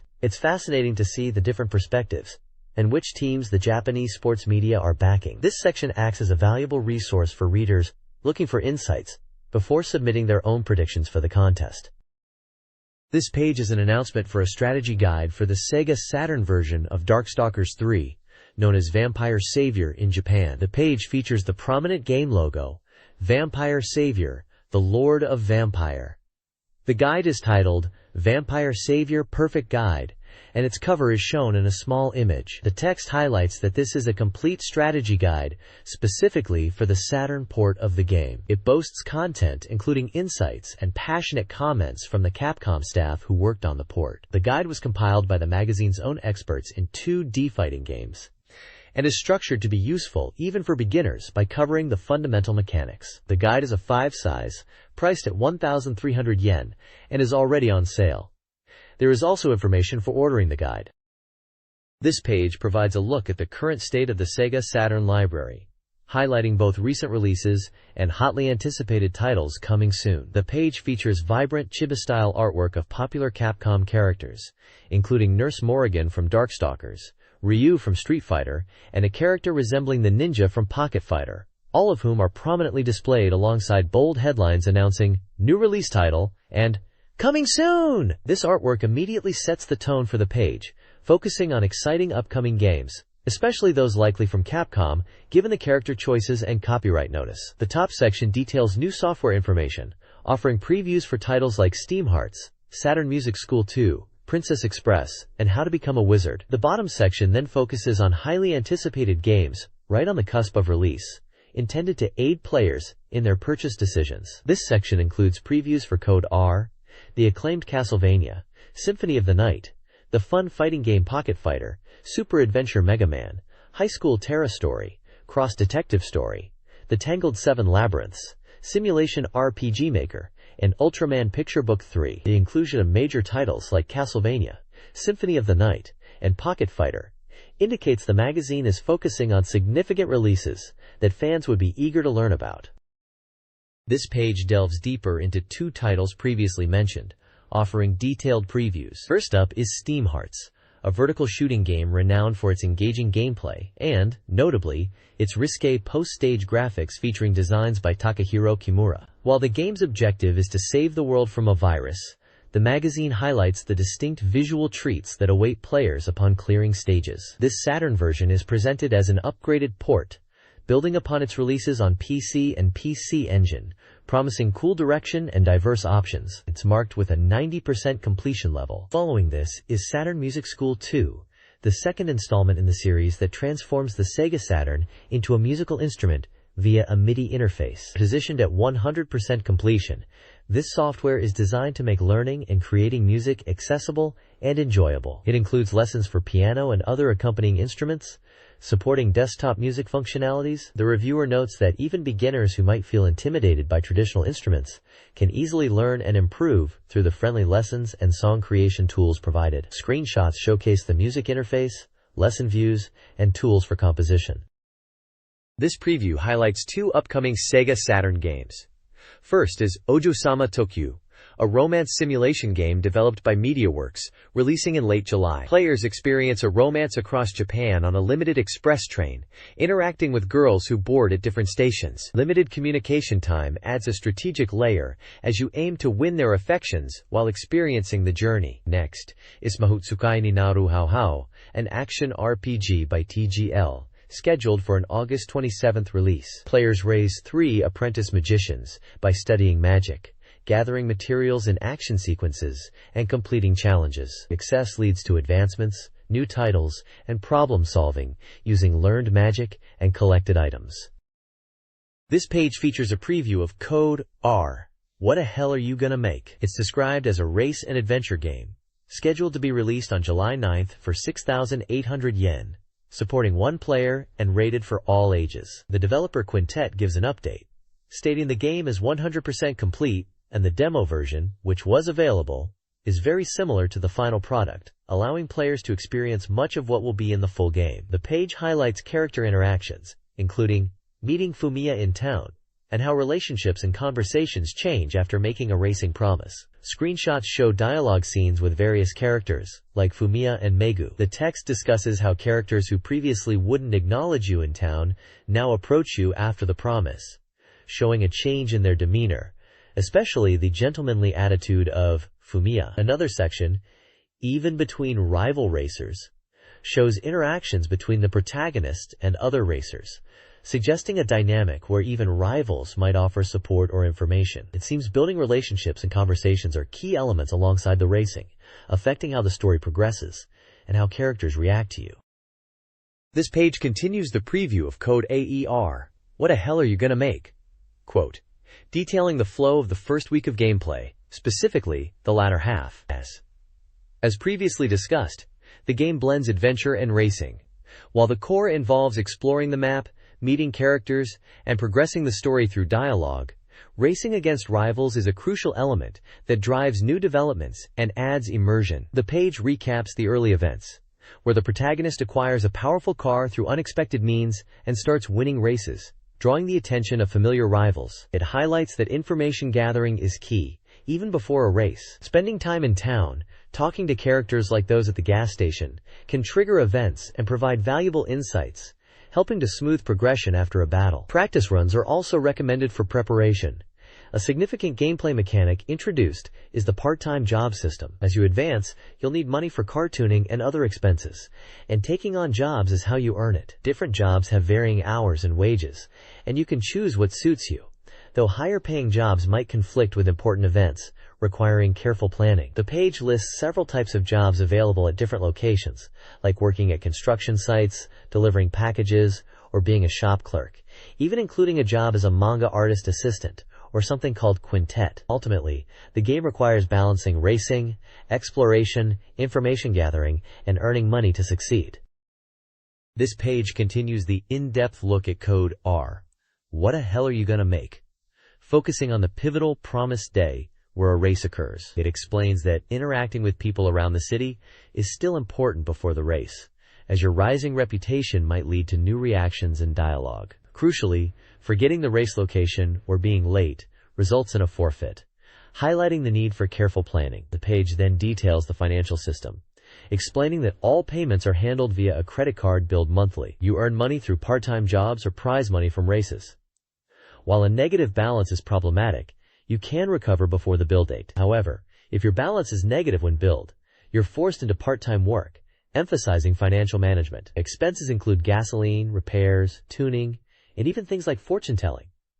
Car maintenance is also critical. Gas is consumed by movement and racing, and running out means a forced stop. Damage from races leads to repair costs, and excessive damage makes the car inoperable. Tuning is expensive, but necessary to improve performance. Finally, the page introduces a specific mountain pass, Jintada Tuj, which is a key race location. It's described as having fewer tight corners initially, but becoming challenging after the mid-course tunnel with narrowing sections. Drifting is highlighted as a crucial technique here, and the character Shin is noted to appear on this pass. The course map provides a visual guide to its layout. This page focuses on the highly anticipated showdown with Fujihiko in code R. What the hell are you gonna make? The article emphasizes that this is the pivotal promised day, and Fujihiko is a significantly tougher opponent than previous rivals, urging players to utilize their training. A key strategic element highlighted is the ability to choose your preferred course for this crucial race, allowing you to play to your strengths. Beyond the race itself, the page details the House of Truth, a helpful resource where a fortune teller can provide valuable insights. She can reveal your current popularity, give hints about a girl's affection towards you, help manage resources like reducing gasoline, and even advance time, offering support when players feel stuck. Following the victory against Fujihiko, the narrative takes a significant turn. He acknowledges the protagonist as a true racer and reveals his name is Aoki Fujihiko. This moment marks the beginning of the core Code R story, promising immediate new developments. The character Shin also appears, seemingly impressed by the race, and expressing a desire to battle as well. The next issue is teased to cover character relationships and developer comments. This page is all about the imminent release of the highly anticipated SEGA Saturn title, Castlevania: Symphony of the Night. The main focus is on the Saturn port's exclusive editions compared to the PlayStation version. The article highlights the biggest draw for Saturn owners: the inclusion of Maria Renard and Richter Belmont as playable characters right from the start, which was a hidden feature in the original PlayStation release. This offers players a completely different way to experience the game from the beginning. Screenshots show gameplay with Richter and Maria, demonstrating their unique abilities and combat styles like Maria's summons. Another interesting point is the game's music. The article notes the inclusion of familiar and nostalgic melodies from previous Castlevania series entries, presented as remixes in the Saturn version. Fans can also enjoy a music hall sound test mode to listen to the game's soundtrack. Basic release details like the publisher, genre, and player count are mentioned. The development team conveys their passion for the series and mentions that the game's evolution was influenced by fan feedback from the PS version. They encourage players to provide their thoughts. There's also a mention of a quirky promotional contest related to the game. Overall, the page builds hype for the Saturn release, emphasizing its unique features and fan-friendly content. The SEGA Saturn version of Castlevania: Symphony of the Night features exclusive content not found in the original release. This includes new items and abilities, enhancing the player's arsenal. Notable additions include a cape for dark element defense, a spear for long-range attacks, and a card for the velocity step dash. The mysterious song card also promises unique effects. A new status screen showcases these items, including additions like the Sunstone. The article also details two contests. One involves finding a specific item, taking a picture, and submitting it for a chance to win prizes like a desk mat and signed artwork. The second, the All Japan Bat Human Contest, challenges players to use the Leap Stone and repeatedly stomp on zombies to stay airborne for as long as possible. Prizes for this contest include Konami merchandise and cards. The page encourages players to explore the new content and participate in these challenges. This page highlights upcoming SEGA Saturn software, focusing on Capcom's Pocket Fighter. It's described as a light-hearted casual fighting game that encourages players to simply have fun mashing buttons, a stark contrast to more complex modern fighters. The Saturn port is confirmed to be 100% complete and a perfect arcade conversion, utilizing the 4 MB RAM cartridge to deliver smooth, accurate animation patterns. A key feature exclusive to the Saturn version is that the character opening demos are fully voiced. The page showcases 4 characters' brief story setups. Ken, feeling bored with his daily life, seeks a change of pace. Ryu travels the world hoping to learn about strong fighters. Lele, Xienko, and her sister Mealing, fighting Darkstalkers to save their mother, find themselves out of travel funds and consider a job offer from Zangief. And Sakura uses her summer vacation to finally go meet that person she's been seeking. The page emphasizes these unique character introductions as a welcome bonus for fans. This text details hidden characters and gameplay mechanics in Capcom's Pocket Fighter. Dan and Akuma can appear as surprise CPU battle invaders. Dan appears if specific conditions are met, including high remaining time and health, winning streaks, and a mighty combo finish. Akuma's appearance requires similar, yet more demanding conditions, such as high remaining time and health, winning streaks, and a level 1 super combo finish against a level 3 opponent. The page also covers gameplay, highlighting item attacks, and mega/counter crashes. Items from treasure chests, like banana peels and gems, introduce tactical elements, and can be thrown to hinder opponents. Mega Crash is a standard attack, creating a character-centered explosion. Counter Crash allows countering opponent attacks but consumes meter, requiring strategic use. Screenshots showcase characters using these features. This page is an advertisement for the Welcome to Pia Carrot visual fanbook. Announcing its arrival, it's presented as the second volume following the Kyan Kyan Bunny Extra Visual Fanbook. The book promises a wealth of content for fans of the game.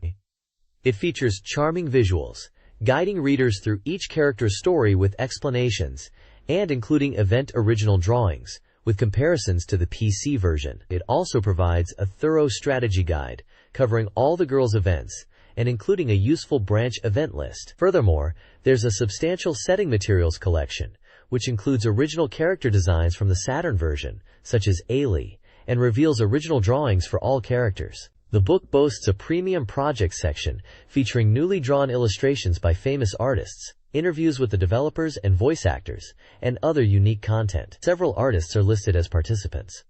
The advertisement highlights that the cover of the book can be flipped to become a giant poster.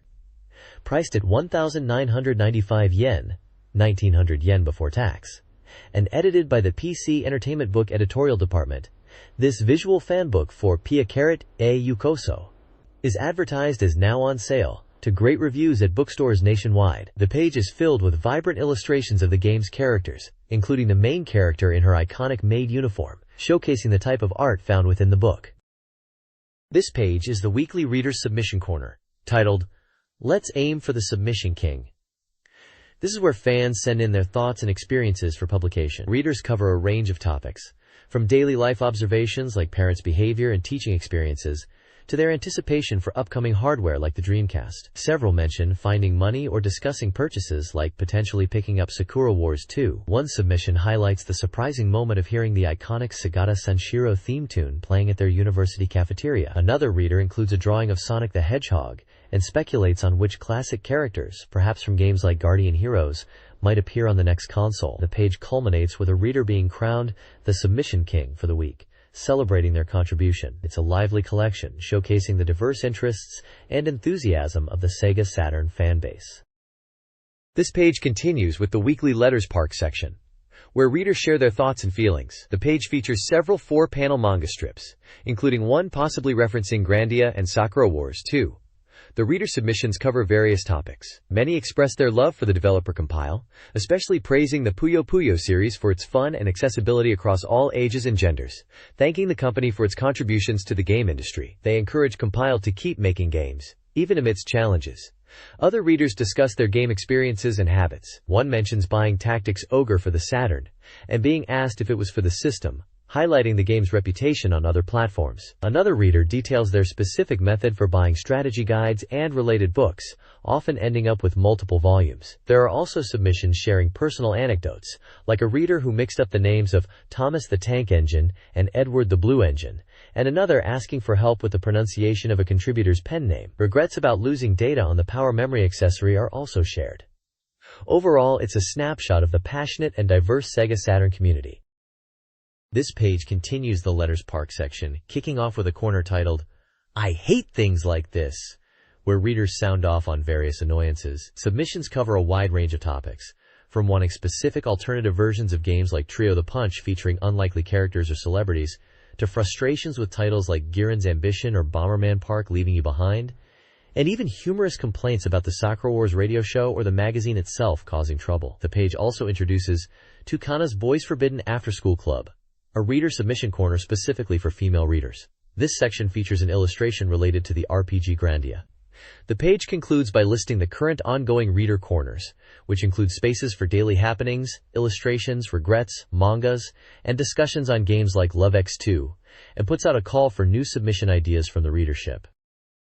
This page dives into the reader-submitted art gallery section of Letters Park. We see a collection of diverse illustrations from readers across Japan, featuring characters and themes from various games. Highlights include fan art for games like Grandia, Dragon Force, and Real Sound, Kaze no Regret. There's also a winner announced for the third Mass Confrontation Contest, showcasing a massive drawing of over 200 characters, where readers had to find a specific one. The section also reveals the theme for the next submission drive, the legendary Sagata Senshiro. Finally, the page outlines the rules for submitting artwork and text, detailing the point system where published entries can earn points redeemable for book vouchers or even Saturn software.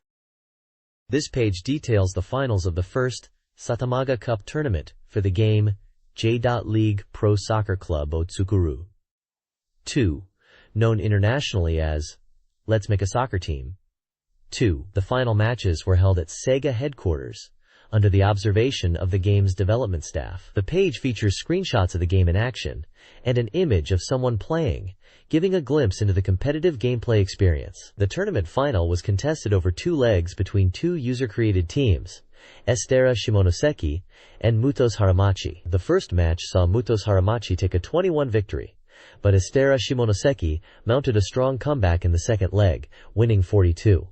With a dramatic aggregate score of 54, Estera Shimonoseki was crowned the champion of the inaugural Satamaga Cup.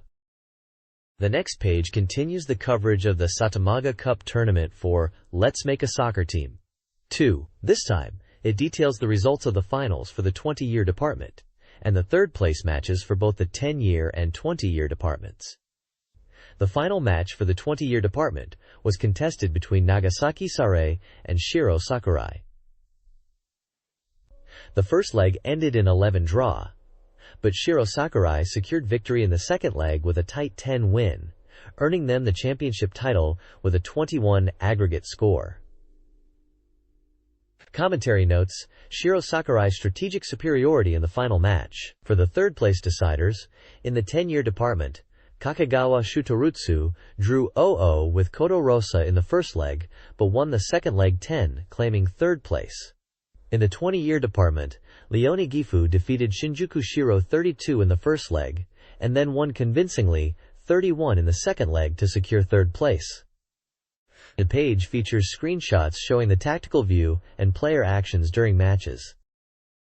This page wraps up the Satamaga Cup tournament coverage for Let's Make a Soccer Team 2, detailing special exhibition matches following the main tournament finals. The first exhibition pitted the 10-year department winner, Estella Shimonoseki, against the 20-year champion, Shiro Sakurai. Despite Estella scoring first, Shiro Sakurai fought back to win 21, demonstrating their resilience.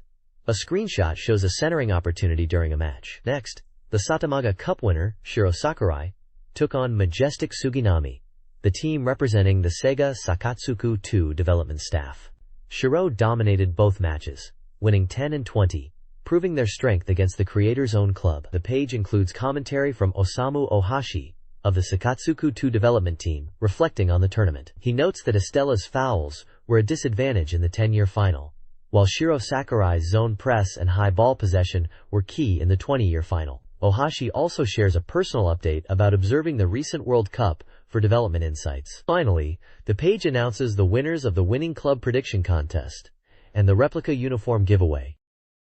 This page displays a mail-order catalog from a retailer named Santa, specializing in SEGA Saturn products. It provides contact information including a phone number, fax number, and address, along with a website URL. A clear shipping fee structure is outlined, with variations for different regions of Japan. The main focus is a comprehensive list of SEGA Saturn software, divided into new releases, and a much larger selection of used titles. The lists include various genres, from action and RPGs to simulation and puzzle games, each accompanied by a price. Briefly, this section lists many popular and niche Saturn games from the era, showcasing a wide range of titles available for purchase. Beyond software, the page also details a selection of SEGA Saturn peripherals, such as the console itself, controllers, sticks, memory units, and other accessories, each with its respective price. Further sections list used software available for the Sega Mega Drive and Game Gear, although these lists are significantly shorter than the Saturn selection. Finally,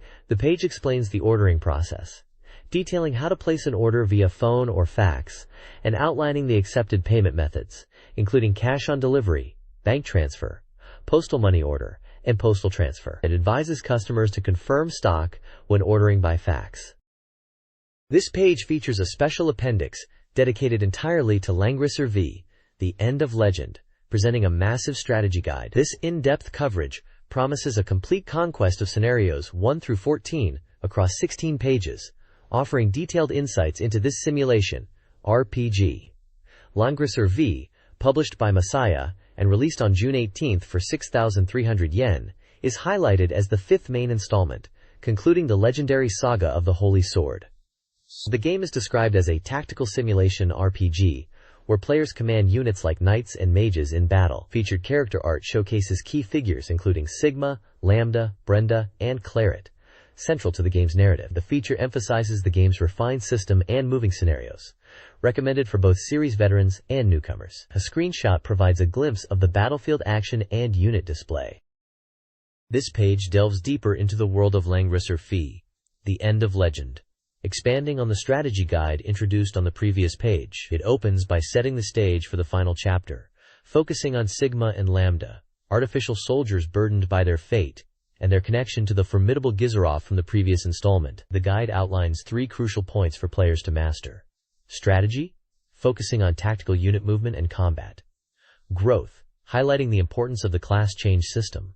And choices, which significantly influence the game's ending and character relationships. A prominent feature is the detailed nation and character relationship chart, essential for understanding the complex narrative. It maps out the connections between new characters like Sigma, Lambda, Brenda, and Claret, and returning figures from Langrisser IV such as Landius and Lanford. The chart also illustrates the political landscape, detailing the Leigenberg Federal Kingdom and the relationships between its constituent territories like Rochefort, Reynolds, and Sutherland, revealing a secret alliance among some aiming for independence. This section provides vital context for the unfolding story, showing who is allied, who is an enemy, and the power dynamics at play in this war-torn world. Screenshots showcase various aspects of the game, including tactical battles, dialogue scenes, and system menus like class selection.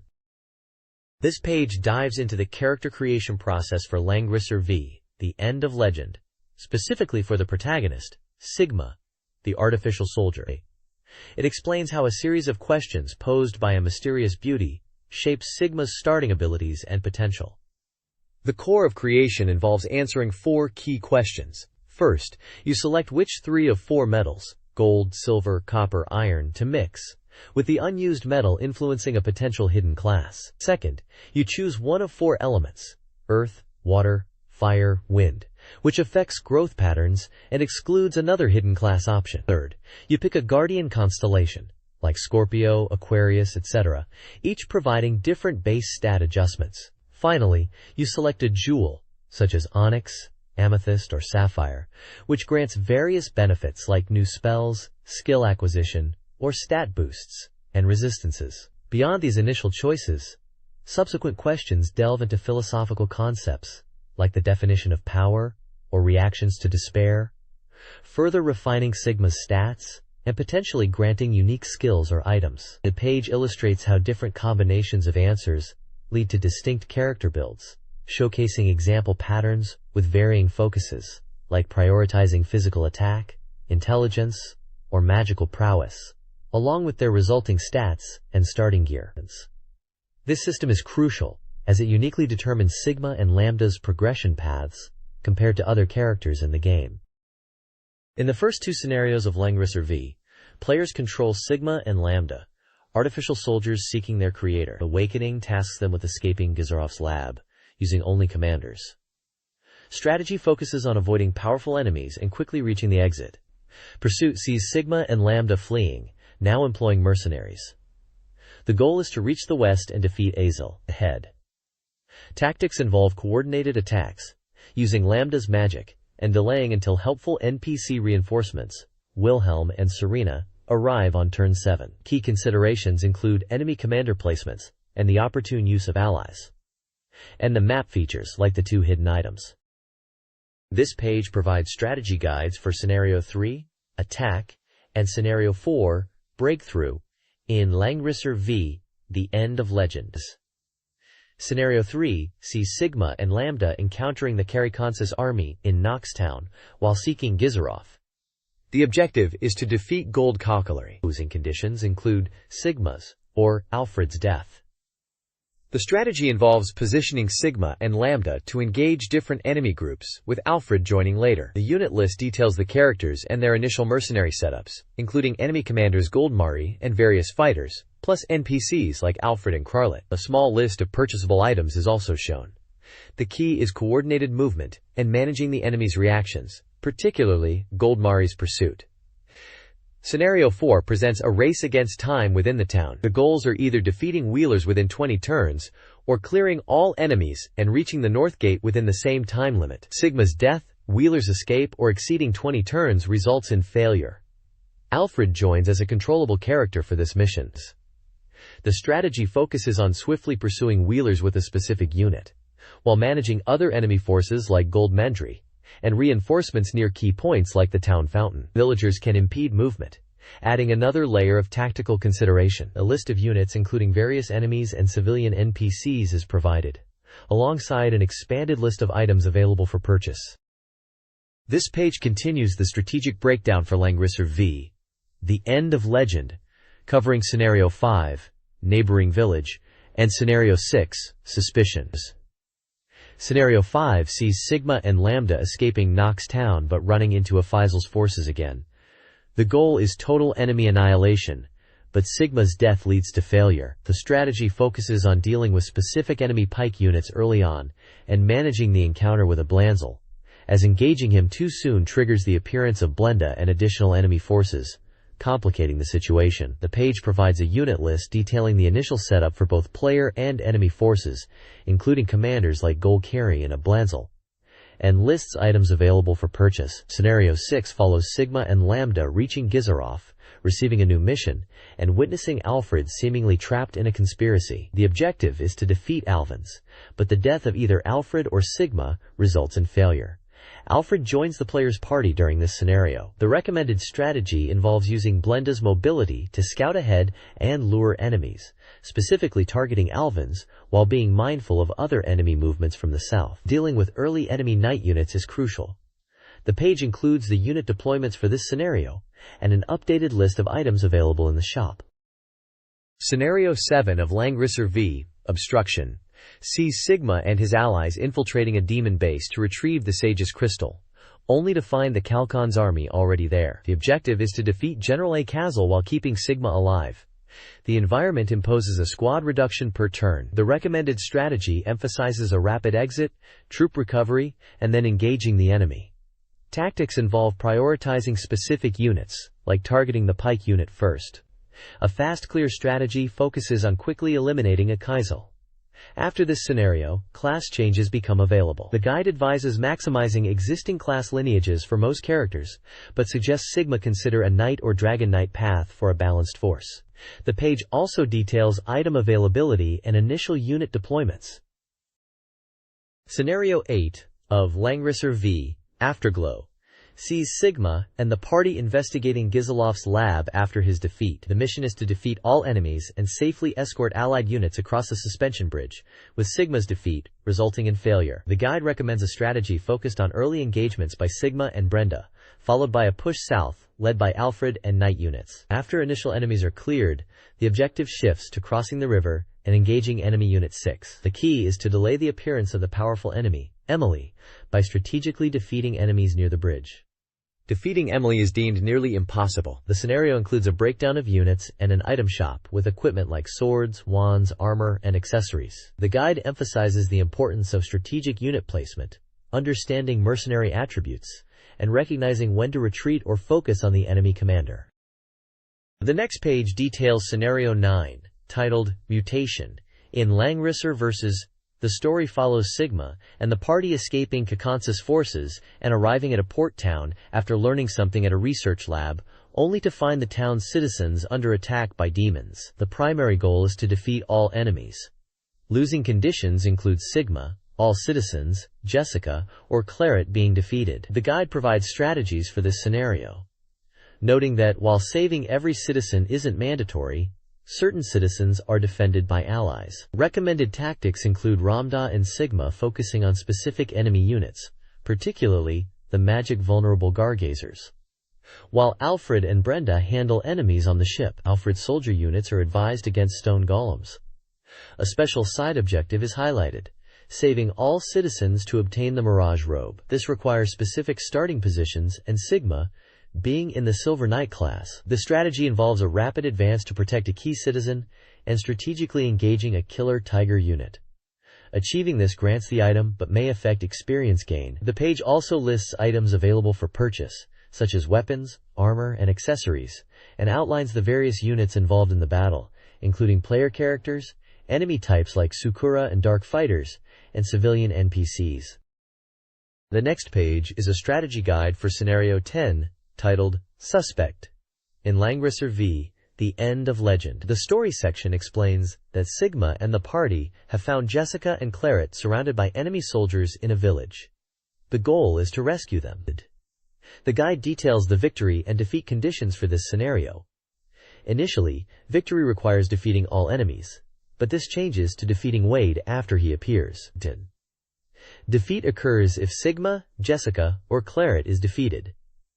The suggested strategy involves splitting the party to advance along different paths. Sigma and Ramda are directed north to handle specific enemy cavalry units, while Alfred and Brenda tackle others. The guide highlights the importance of managing troop movement, especially on the narrow central path. It also explains when and how Wade appears as a reinforcement, and advises using Alfred's pike units to counter his cavalry. There's even a section discussing an alternative strategy if the NPC escape route is split. The page also includes lists of items available for purchase, such as weapons and armor, and provides data on the units involved in the scenario, including the main characters, various enemy types like infantry and cavalry, and the NPCs Jessica, listed as a summoner, and Claret, a Pegasus Knight. Finally, it hints at a hidden item or event within this scenario. Scenario 11, Hunting. From Langrisser V, sees Sigma and Claret, framed for murder, seeking refuge. The goal is to defeat Wade, but protecting fleeing villagers is critical. Failure occurs if the villagers or Sigma are defeated. The recommended strategy prioritizes saving all villagers. Flying units activate a bridge, allowing faster units to cross. Alfred's pike units are crucial to counter Wade's cavalry near the bridge. Protecting the villagers from enemy attacks, including Wade and his reinforcements, is paramount. The guide provides character information, enemy unit details, and available items. This challenging scenario demands careful planning, strategic unit placement, and unwavering protection of the villagers to achieve victory. This page continues the Langrisser vs. Strategy Guide, focusing on Scenario 12, titled Stronghold. The story section describes Sigma and Claret being accused by Count Leonard and their encounter with Omega, leading Sigma to question his past actions regarding the Emperor's death, all while the Empire's pursuit closes in. For this scenario, victory is achieved by defeating all enemies, while defeat occurs if Sigma falls. The recommended strategy involves getting Sigma across the bridge to flank the enemy, with Claret doing similarly towards the southeast. Brenda is directed to engage the pike units at point 7, while Alfred leads a soldier unit to clash with the enemy pike units. Lambda provides support from the south to assist Alfred. The guide suggests defeating units 6 and 7 first before pursuing the remaining enemies. Key tactical advice includes being wary of pike units when using Sigma, and prioritizing weaker characters against easier enemies like transporters for valuable experience points. There's also a section detailing the mercenary mixing skill added in this game, offering tips on effective combinations, such as matching units with similar movement ranges, and pairing units that cover each other's weaknesses. Examples of good, Lancer Centaur, and bad, Lancer Soldier, combinations are shown. A list of available items and a table detailing the units present for both the player, Sigma, Lambda, Brenda, Alfred, Claret, and enemies, various gladiators, Silver Knights, are also included. Scenario 13 of Langrisser V, Ambush, focuses on defeating all guards without allowing any to escape or Sigma to die. Players must cautiously surround the prison, avoiding bridges and moats to stay undetected. Recommended deployment includes Sigma and Lambda at the East Bridge, Brenda and Claret West, and Alfred south. After Kuad appears, the objective shifts to eliminating all enemies, with the Liberator's safety becoming paramount. Once Kuad and reinforcements arrive, after guard defeat or 10 turns, the prison gates open and the Liberators are at risk. Players should keep them inside. Strategic unit assignments are critical for dealing with specific reinforcement waves. The guide suggests luring enemies towards the West Bridge to engage them there, protecting the Liberators by exploiting the guards' escape behavior. The guide also includes item listings, prices, and unit/mercenary data for both the player and enemy forces. This page covers Scenario 14, piercing the whole of Langrisser v. The end of legend. The victory condition is the annihilation of all enemies, while the defeat condition is the death of Sigma. The story explains that after rescuing the liberators from Gaia prison, Sigma's group learned the Ceres army had attacked the Empire. The distance was vast, but Brenda's airship allowed them to reach the battlefield quickly. The guide details the strategy for this scenario, noting that most enemies are flyers, making it essential to lure them into the airship's attack range. Claret, with flight capability, is highlighted as key for drawing enemy attention. The guide recommends using heartbreakers and positioning Claret strategically to engage the 6th unit first, then waiting for Eric, Unit 12, to approach, which triggers an event making him an NPC ally, though he won't fight. Alfred and Lambda should hire soldiers.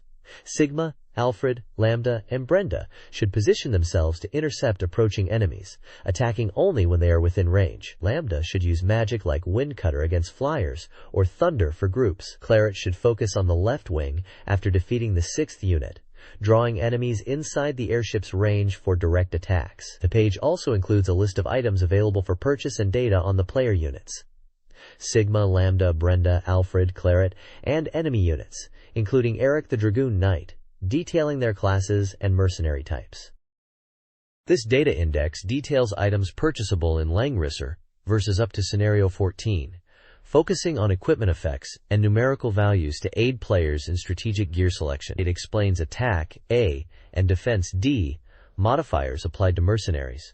The index covers a wide range of items: swords, axes, maces, spears, various armors, staves, and accessories. Each item's price and effects are listed, including attack/defense bonuses, movement penalties, critical hit chances, stat boosts, int, MP, Mr., and mercenary bonuses. 3 key considerations are highlighted: weapon action point costs, defense gear effects, magic range extension, and using items to compensate for commander weaknesses. Accessories can boost magic resistance or increase mercenary count. The guide suggests using items to address character class deficiencies, though some items have class restrictions. Screenshots illustrate item purchase, character status, and tactical map examples. The next page delves into the intricate class change system and mercenary types found in Langrisser vs.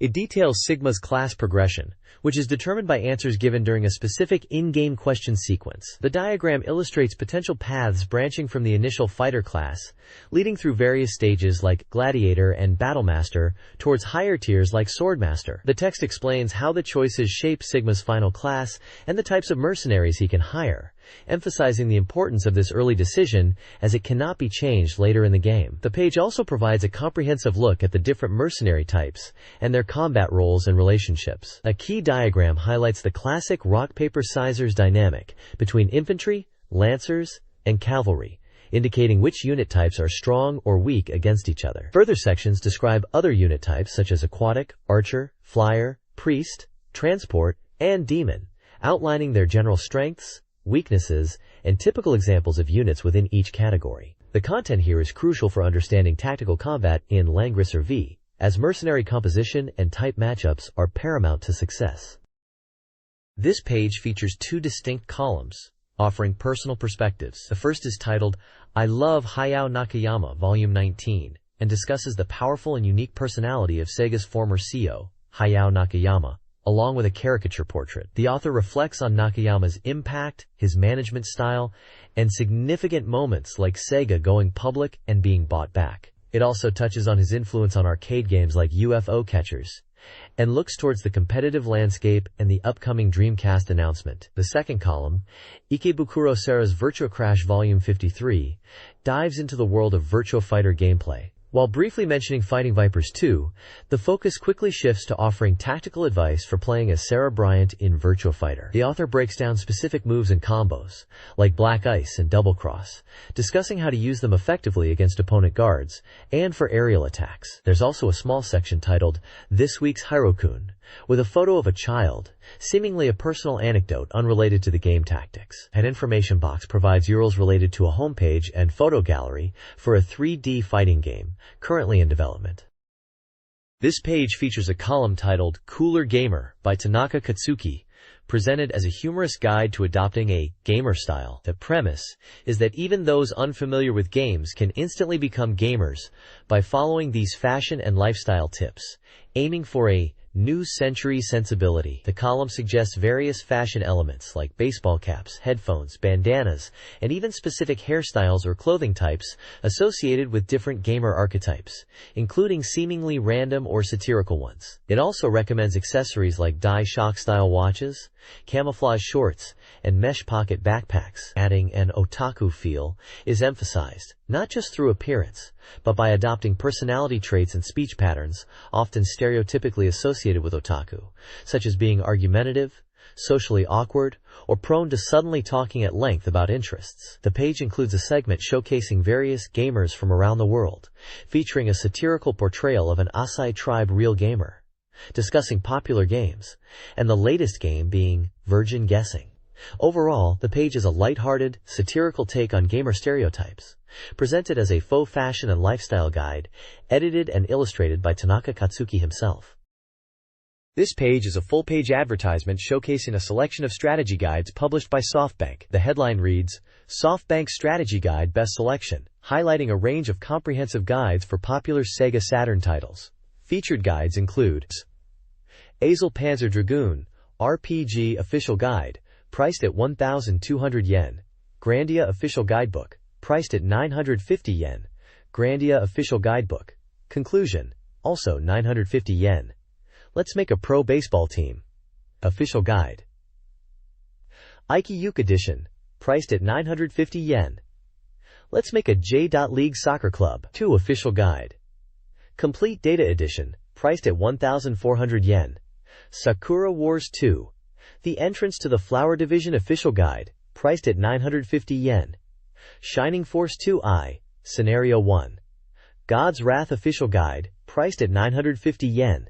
Sentimental Graffiti Official Guide, priced at 850 yen. Let's make a pro baseball team Official Guide. Official Guide. Yarigomi Edition, priced at 1,300 yen.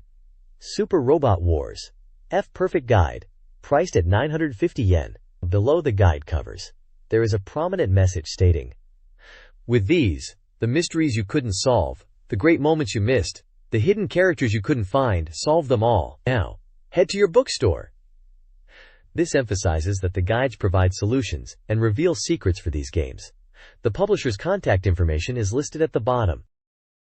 This page features an article titled, Story of Boys and Girls at the End of the 20th Century, the Most Important Thing. It's a personal essay, reflecting on navigating life, relationships, and finding one's place. The author discusses experiences from school and university entrance exams, working part-time at a game center, and eventually becoming a game writer. The piece delves into thoughts about marriage and the search for what is truly important in life amidst societal expectations and systems.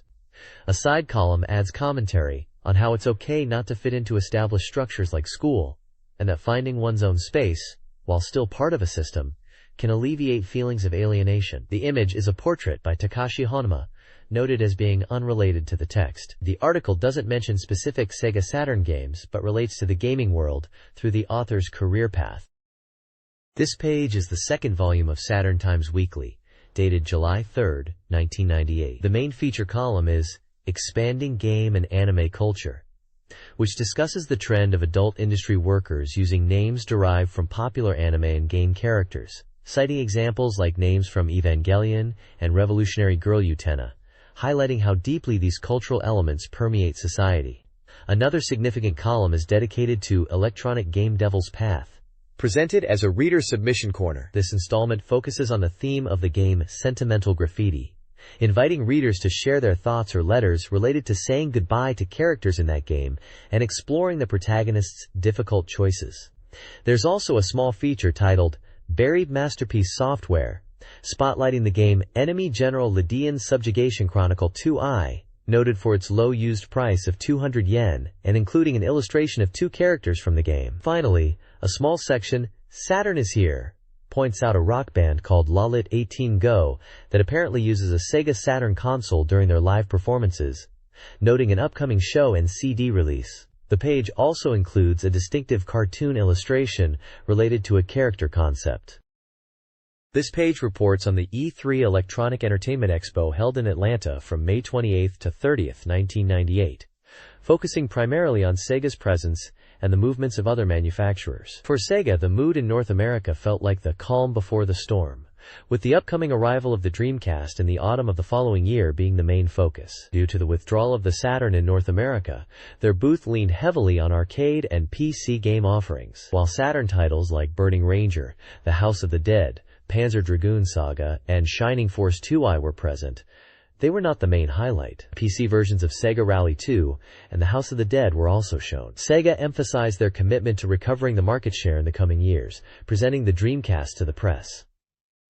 Other major Japanese publishers were also present. Capcom showcased DualShock versions of Resident Evil 2 and Darkstalkers 3 for PlayStation, alongside many arcade titles. Namco featured Tekken 3 and Tales of Destiny, plus a North American original, Pac-Man 3D. Konami heavily promoted Metal Gear Solid and announced new titles like Kensei and the tentatively titled Silent Hill. Overseas developers like Psygnosis exhibited Formula 1 Foot 98 for PlayStation, while Eidos drew significant attention with Tomb Raider 2i for PlayStation and PC, highlighting Lara Croft's continued popularity. The report captures E3 1998 as a key event revealing the state of the game industry and setting the stage for future developments.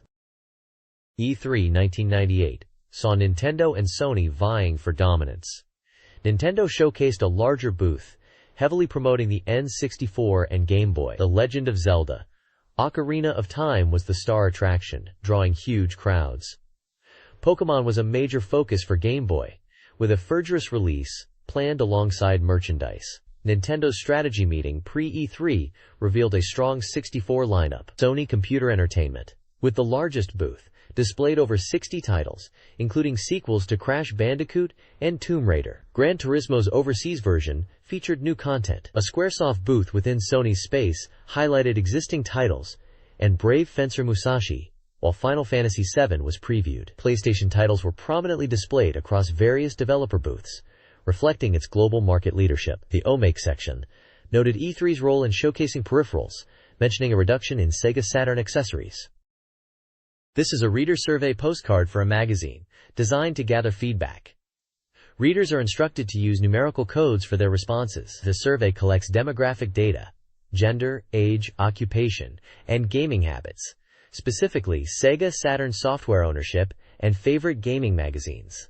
It asks for opinions on the current issue's cover and survey submission frequency. The core of the survey involves 3 detailed lists: articles, Table 1, hardware, Table 2, and software, Table 3. Readers select favorite articles, list up to 10 desired software titles from Table 3, including games like Resident Evil, Lunar 2, and upcoming Dreamcast titles, and mention their thoughts on hardware. The postcard concludes with space for free comments on articles, hardware, and software.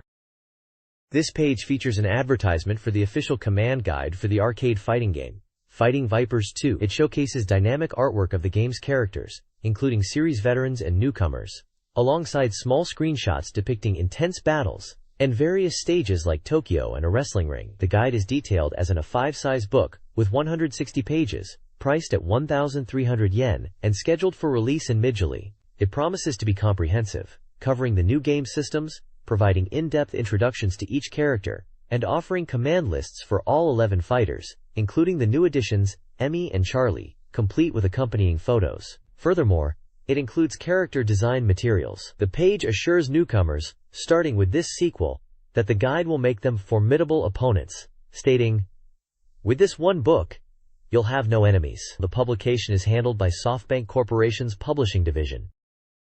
This page introduces Super Adventure Rockman, a distinct departure from the main series, presenting Mega Man in an adventure game format rather than the usual action platforming. The game is highlighted for its extensive use of anime-style animation, making it feel like an interactive TV show. Players don't just move Mega Man, they experience a story where familiar characters like Roll, Drive, Wily, and various robot masters from early Mega Man games appear, sometimes as foes and sometimes as allies, presented across 3 credrums. The package includes approximately 90 minutes of animated movies, adding significant cinematic flair. The publisher emphasizes the value of this 5,800 yen release. The plot for Episode 1 is set in the South American Amazon, involving Wily discovering the ancient Fant relics and using a supercomputer called Ramoon to unleash electromagnetic waves that paralyze robots and machinery worldwide. Mega Man must race against a 3-week deadline to reach the ruins and stop Wily. The page features screenshots showcasing animated cutscenes with characters like Mega Man, Roll, and Robot Masters, alongside images depicting the game's environments, blending adventure elements with shooting segments. This page delves deeper into the unique gameplay mechanics and story progression of Super Adventure Mega Man. It highlights how the player's choices are central to determining Mega Man's path forward. The game uniquely blends different styles. Navigation involves real-time reactions to sudden events. Dialogue and story forks utilize a choice system that influences the narrative, and battles switch to a first-person shooting game where players must aim and fire. A key strategic element is the ability to discover and exploit enemy weaknesses for more efficient combat. The page also summarizes the later parts of the story presented across the discs. Episode 2, Death Struggle, Wily Numbers, focuses on Mega Man battling Wily's Robot Masters amidst the electromagnetic wave crisis, and culminates in reaching the ruins and encountering Proto Man. Episode 3, The Final Battle, describes the challenge of navigating the intricate Temple of the Relics maze to face Wily, only to find a powerful black robot blocking the way. Visuals include screenshots showing the choice interface, shooting gameplay, and artwork of Proto Man and Dr. Wily, reinforcing the adventure and combat elements.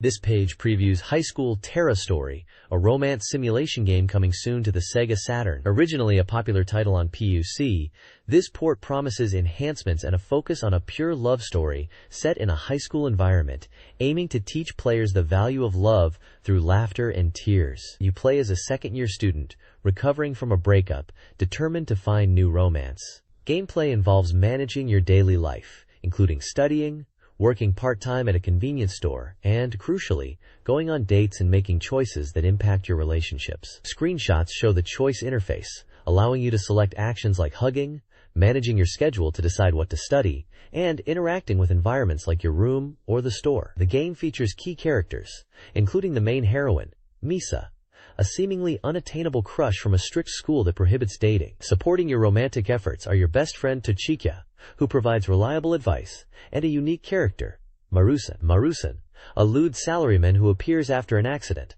acts as a guide from the afterlife, helping you understand and visualize the girl's affection levels through a graph, adding a quirky element to the sim mechanics. High School Terra Story, developed by Kid and released in July 1998, is recommended for players 18 and older, offering a deep dive into high school romance with distinctive supporting characters and mechanics. High School Terra introduces a cast of diverse characters. Asu, a senior, shows affection through demanding requests. Mimi, a clumsy but endearing girl, seeks comfort from the protagonist.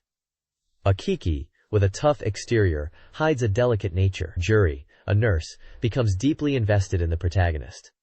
Saki, Akaki's older sister, offers support. Rina has a bright personality and shows her emotions.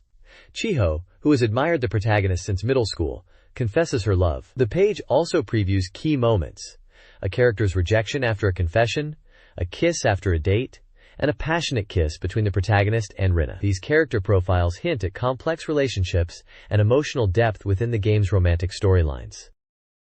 This page features an upcoming SEGA Saturn adventure game, Cross Tante Monogatari, known in English-speaking communities as Cross Detective Story. Highlighted as a coming soon soft, the game promises fast access times, a deep story, and cool characters. It even features a stylish theme song by Pizzicato 5. Players step into the shoes of young detective Ken Kurosu, tackling various challenging cases, from locked room mysteries to strange curses, across 7 intricate episodes. The game is an omnibus-style adventure, featuring extensive investigations where players use commands like talk, hear, and examine, alongside point-and-click interactions. Be careful with unnecessary actions, as they can impact how much of the truth you uncover later, and choices made in the early chapters influence the difficulty of later ones. The developer, WorkJam, boasts thousands of detailed background scenes and character details, like changing outfits for female characters. A unique mechanic involves text input that appears throughout the game, required to progress. The story unfolds sequentially through its 7 episodes, each unlocking after the previous one is cleared. Images show investigation screens with command options, a living room scene, and the character portrait for Ken Kurosu. Basic game information is also listed, including its June 25th release date, price of 6,800 yen, status as a 2-disc set for 1 player, recommended for all ages. Cross-detective story for the Sega Saturn offers a large-scale investigation experience with numerous features. The Mock-Seek system allows for seamless scene transitions, convenient functions like an in-game map, character encyclopedia, and dialogue backlog enhance gameplay. Players can replay episodes. The game goes beyond simple mystery solving, exploring complex human relationships, with storylines ranging from romance to darker, angrier cases. Visually, the game boasts splendid 32,000 colors CGS, providing detailed character art and diverse scenes, including swimsuit CGS. Players are introduced to Tomoko Nishiyama, Ken's partner, known for her changing outfits. This page features Simulation RPG Tsukuru, a forthcoming creation tool from ASC2, part of their popular Tsukuru series. This entry focuses specifically on allowing users to craft their own simulation RPGs. The core idea is to empower players to create games they genuinely enjoy, moving beyond pre-made experiences. Using a suite of 6 different editors, players can easily design characters, set up maps, configure battles, and manage data. The tool is described as being 90% complete, with a planned September release. It is priced at 5,800 yen, recommended for all ages, and is a single-player experience. The core of the tool allows for deep customization within a fantasy setting, including drawing new graphics for characters and monsters, offering infinite creative possibilities. Screenshots showcase different aspects of the tool and the games that can be created. The map screen uses a top-down, square grid view, where players can place units and utilize terrain effects. The battle screen features a classic side view perspective, with allies on the right and enemies on the left, allowing for tactical positioning and showcasing various battle scenes. The data screen displays detailed character statistics and allows customization of parameter growth upon level up. This is an exciting prospect for fans of the genre, wanting to build their own worlds and stories.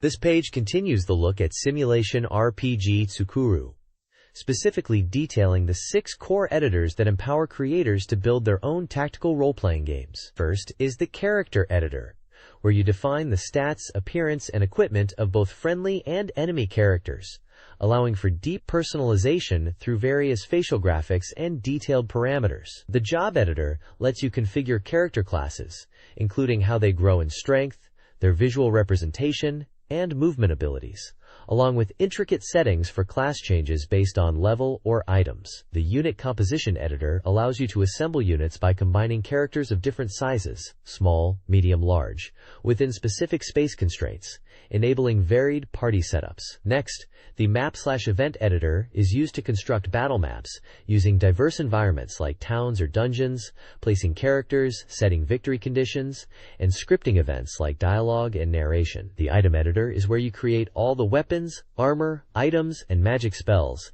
defining their properties, costs, effects, and restrictions. Finally, the Campaign Editor brings everything together, setting the starting conditions for your game, managing initial party members and items, and even designing the title screen. These editors provide comprehensive tools to craft a unique RPG experience, leading to a finished game, as illustrated by the sample battle scene shown, demonstrating the potential outcomes of utilizing these creative utilities.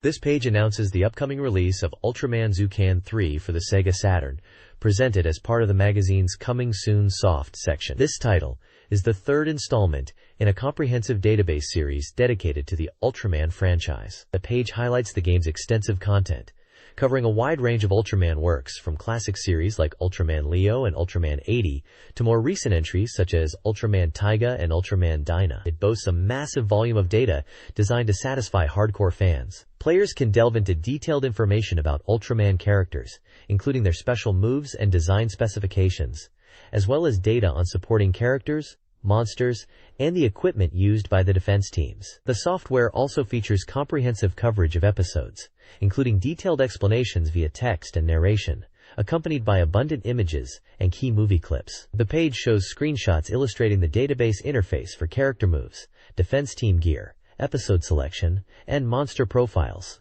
It also points out compatibility with the Sega Saturn movie card, enabling full-screen playback of video content, which is described as having significant value. Furthermore, the database extends to theatrical releases and TV specials, including older films and specific titles like Ultra Fight. This title is positioned as an ultimate resource for fans, packing virtually everything one would want to know about the Ultraman universe onto a single disc. The Ultraman Zukan 3 database offers extensive data on various Ultraman series. For Ultraman Leo, it highlights the focus on martial arts and training. Ultraman 80's beam techniques and enhanced visual effects are emphasized. Ultraman Great, G, showcases the blend of Japanese and international special effects, along with unique monster designs. Ultraman Powered, a remake of the original, incorporates Japanese stylistic elements. The Animation Works section features the Ultraman anime and Ultraman The Adventure Begins, USA, noted for its American comic-style animation. Finally, the Pilot Version section details Ultraman Neos and Ultra 721, including their profiles and concept art from pilot films. Screenshots are provided throughout for character profiles, scenes, and monster designs. This page is all about the SEGA Saturn game Revolutionary Girl Utena. Someday that revolution will come, and its official strategy guide. It promotes the guide as a revolutionary book designed for fans of both the popular anime series and the game. The guide was created with the full cooperation of the staff, who worked on both the anime and the game, promising deep insights. It goes into thorough detail on gameplay, including a walkthrough and explanations for all 10 different endings, such as the love endings with the student council members. It's presented as a fan book that merges the worlds of the anime and the game. Visuals on the page include character portraits from the series, the game logo, and illustrations like Utena and Anthy in a dynamic fighting pose. The guide is scheduled for release in mid-June, priced at 1,200 yen, is a 5 size, and features 128 full-color pages. This looks like an essential resource for anyone wanting to fully experience this unique character game on the Saturn. This page features a comprehensive strategy guide section for SEGA Saturn games released after the magazine's publication date, titled Thorough Strategy. It promises to be packed with data and highlight important points to provide a complete guide for players. The cover art showcases striking anime-style character portraits, seemingly drawing from the various popular franchises covered within, including characters associated with titles like Super Robot Wars and Sakura Wars. The guide covers a diverse lineup of significant Saturn releases. Gamers can expect detailed strategies for titles such as Super Robot Wars, F Final Chapter, the critically acclaimed sequel Sakura Wars 2, Thou Shalt Not Die, the beloved simulation game Princess Maker, Fairy Tales Come True, and the tactical RPG Shining Force 2i, Scenario 2, Target, Child of God. It also includes guides for the unique dungeon crawler Baroque, Desert Island Story, and even the fishing simulation Masami Murakoshi's Fishing Japan Archipelago, among others. This section appears to be an essential resource for players looking to dive deep into these post-release Saturn hits. This strategy guide for Super Robot Wars Final Chapter focuses on unit selection and tactics for victory. The guide emphasizes two main approaches: maximizing attack power and strategically managing funds. The first section highlights units with immense attack power, such as Grungust, Gunbuster, Shingetters, and Mazinkaiser, capable of overwhelming even heavily armored enemies. It also identifies units with map weapons like Ideon, Denkuga, Granzon, and Heavy Arms Custom. The second strategy focuses on earning funds, utilizing luck and effort spirit commands on units with map weapons or high movement, such as Cybuster, LGAI-MMK2, ZZ Gundam, and Wing Zero Custom, allows players to quickly accumulate resources. Finally, the guide stresses the importance of Encourage for raising morale, unlocking powerful abilities for units like God Gundam, whose stats and attacks improve with high morale.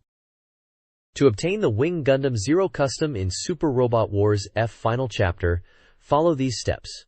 Recruit Quattro in Scenario 37 and Duo in Scenario 41 using Quattro. Successfully recruit Trowa in Scenario 46 after a failed attempt. Recruit Hero in Scenario 47 using Duo and Trowa. Crucially, choose the Poseidal route when the story branches. In Scenario 69, trigger a specific event to restore Quattro's sanity. Wing. The Wing Gundam Zero joins your team in Scenario 72 with Hero and Quattro. Finally, in Scenario 73, upgrade it to the custom form after clearing the stage to unlock its full power. This guide outlines the specific scenarios and pilot interactions needed. This page details the strategy for Scenario 71, Overture of Collapse, on the Poseidal route in Super Robot Wars, Final Chapter, applicable to both real and super-type units. The primary goal is to defeat all enemies. Crucially, you need to rescue a Siphi on turn 1 by having Deba talk to her. Failure occurs if Afi is attacked or Poseidal is defeated before this. It's suggested to defeat other enemies nearby beforehand for extra experience and funds. Another rescue target is Kwasun. Have Daba's LGAIMMK2 move adjacent to Suraj Opus. Daba will enter the unit, and Kwasun will join you 2 turns later. Be aware that Giza, may target Daba during this process. Poseidal will retreat if his HP drops below 30%. A significant event is the rebellion of Giran's forces, including Makutaman, Ney, Anton, and Heckler, when Poseidal's HP falls below 70%. These units use spirit commands, like Concentration and Soul, making them dangerous. A tactical approach is to defeat Ney first, then carefully weaken Anton and Heckler before taking them out, ideally simultaneously with area attacks. Lastly, the Ogvalure unit located far south will retreat on turn 3. To prevent this and defeat it for experience/gold, use the Provoke Spirit command, available from the newly recruited Afi, preferably on turn 1 to draw it closer. The page also includes a table listing enemy units, their pilots, levels, HP, and gold obtained. The next page presents the strategy guide for Scenario 72, titled The Repainted Map, part of the Poseidal route in Super Robot Wars Final Chapter. This scenario is unique as it comprises 2 continuous battles without an intermission, preventing unit upgrades or saves between parts, though in-battle saves are possible. The first half takes place inside the Lunacy base, emphasizing mobile suits and long-range attacks due to large units being unable to deploy. Strengthening your mobile suits beforehand is crucial here. The victory condition is destroying all enemies. The second half shifts to outside Lunacy, featuring large units and close-range combat. A significant challenge is that over 10 enemy units here can act twice per turn. The primary target is Amandara, piloting a super-powerful August equipped with a power launcher, making close approaches dangerous. The victory condition is defeating Amandara. A notable event concerns Camille. You must defeat Siroko's unit, the O, to prevent Camille from suffering mental collapse. The guide also details reinforcements arriving in 2 waves. Wing Gundam 0 and Gundam Sandrock Custom appear on turn 3, allowing you to sandwich the enemy. Excellent and Gunbuster arrive on turn 6, providing significant combat power. Finally, the page discusses using Captain Tashiro's Encourage Spirit command effectively, especially when Amandara's AUG is weakened, linking it to Gable's appearance. Timing is key to ensure you defeat Amandara after Gable shows up to gain experience and gold. Screenshots show battle scenes and character dialogue related to these events. Chapter 73 of Super Robot Wars. Final Chapter, When Time Starts to Move, requires players to destroy all enemies to win, protecting Londinian from invasion. Initial strategy focuses on quickly moving units north to defend the colony from attacking enemies, including Zaku's, Gyaradoga, and Dove and Wolf. Failure to do so results in defeat. Turns 2 to 4 introduce guest generals, Raph, Seti, and Zeb. The guide recommends prioritizing their defeat to counter their HP recovery, even though they retreat on turn 9. Reinforcements, including the Valcione Eeyore and Gunbuster, will aid the player. On turn 6, Keys in a Yakuto Dorga and, potentially, Troy in a Gundam Heavy Arms Custom arrive. Clearing the stage grants the Yakuto Dorga and Gundam Heavy Arms Custom, known for their mobility and weaponry. Chapter 74, A False Treaty, in Super Robot Wars. Final Chapter requires players to destroy all enemies, with failure if all player units or the mothership are lost. Players choose to engage the DC/Colony Federation forces early, or wait until turn 4, when combat becomes mandatory. If players fight early, they deploy 15 units. Waiting until turn 4 brings Tresiae's forces, including the Talgis II, from the north. The colony army, especially the Virgo IIs in the center, poses a significant threat due to their mobility. If Homarn survives, DC reinforcements arrive on turn 6 from the south, including Mashimre's Zaku II, Aikai, and the Gaimulk. Weak units should avoid the south. Clearing the stage triggers a narrative event. Makibos appears, offering cooperation and revealing unexpected truths about the conflict during an interaction with Bright. Makibos then becomes an NPC ally in his Grayatarkin 2. The chapter includes tables of enemy units, reinforcements, and player deployment. Chapter 75. Visitors. In Super Robot Wars, F final chapter, Poseidal Route, requires the destruction of all enemies. Early turns involve battling enemy forces, including SETI and Rof, with the NPC ally Makibos in his Grayatarkin 2. Utilizing long-range attacks is advised. Pre-sieges. Crucially, Noriko's Gunbuster can learn Super Guts if her HP drops below 20%. Around turn 4, the Bakrium army, including Shu Shirakawa, appears, targeting SETI and weakening him, making him easier to defeat. The Granzon's destruction isn't penalized. Reinforcements arrive on turn 6 but are easily manageable. Victory rewards the player with Shu Shirakawa, the Granzon, highly upgraded and cost-effective, and the Wiralkai, powerful but less armored. This page is a strategy guide for Chapter 76, In the Flame of Destiny, in Super Robot Wars, F final chapter, covering both real and super robot routes. The objective is to annihilate all enemies, while the loss condition is the destruction of your battleship. The scenario begins with a large number of enemies. The guide recommends a defensive receive strategy in the early turns, 13.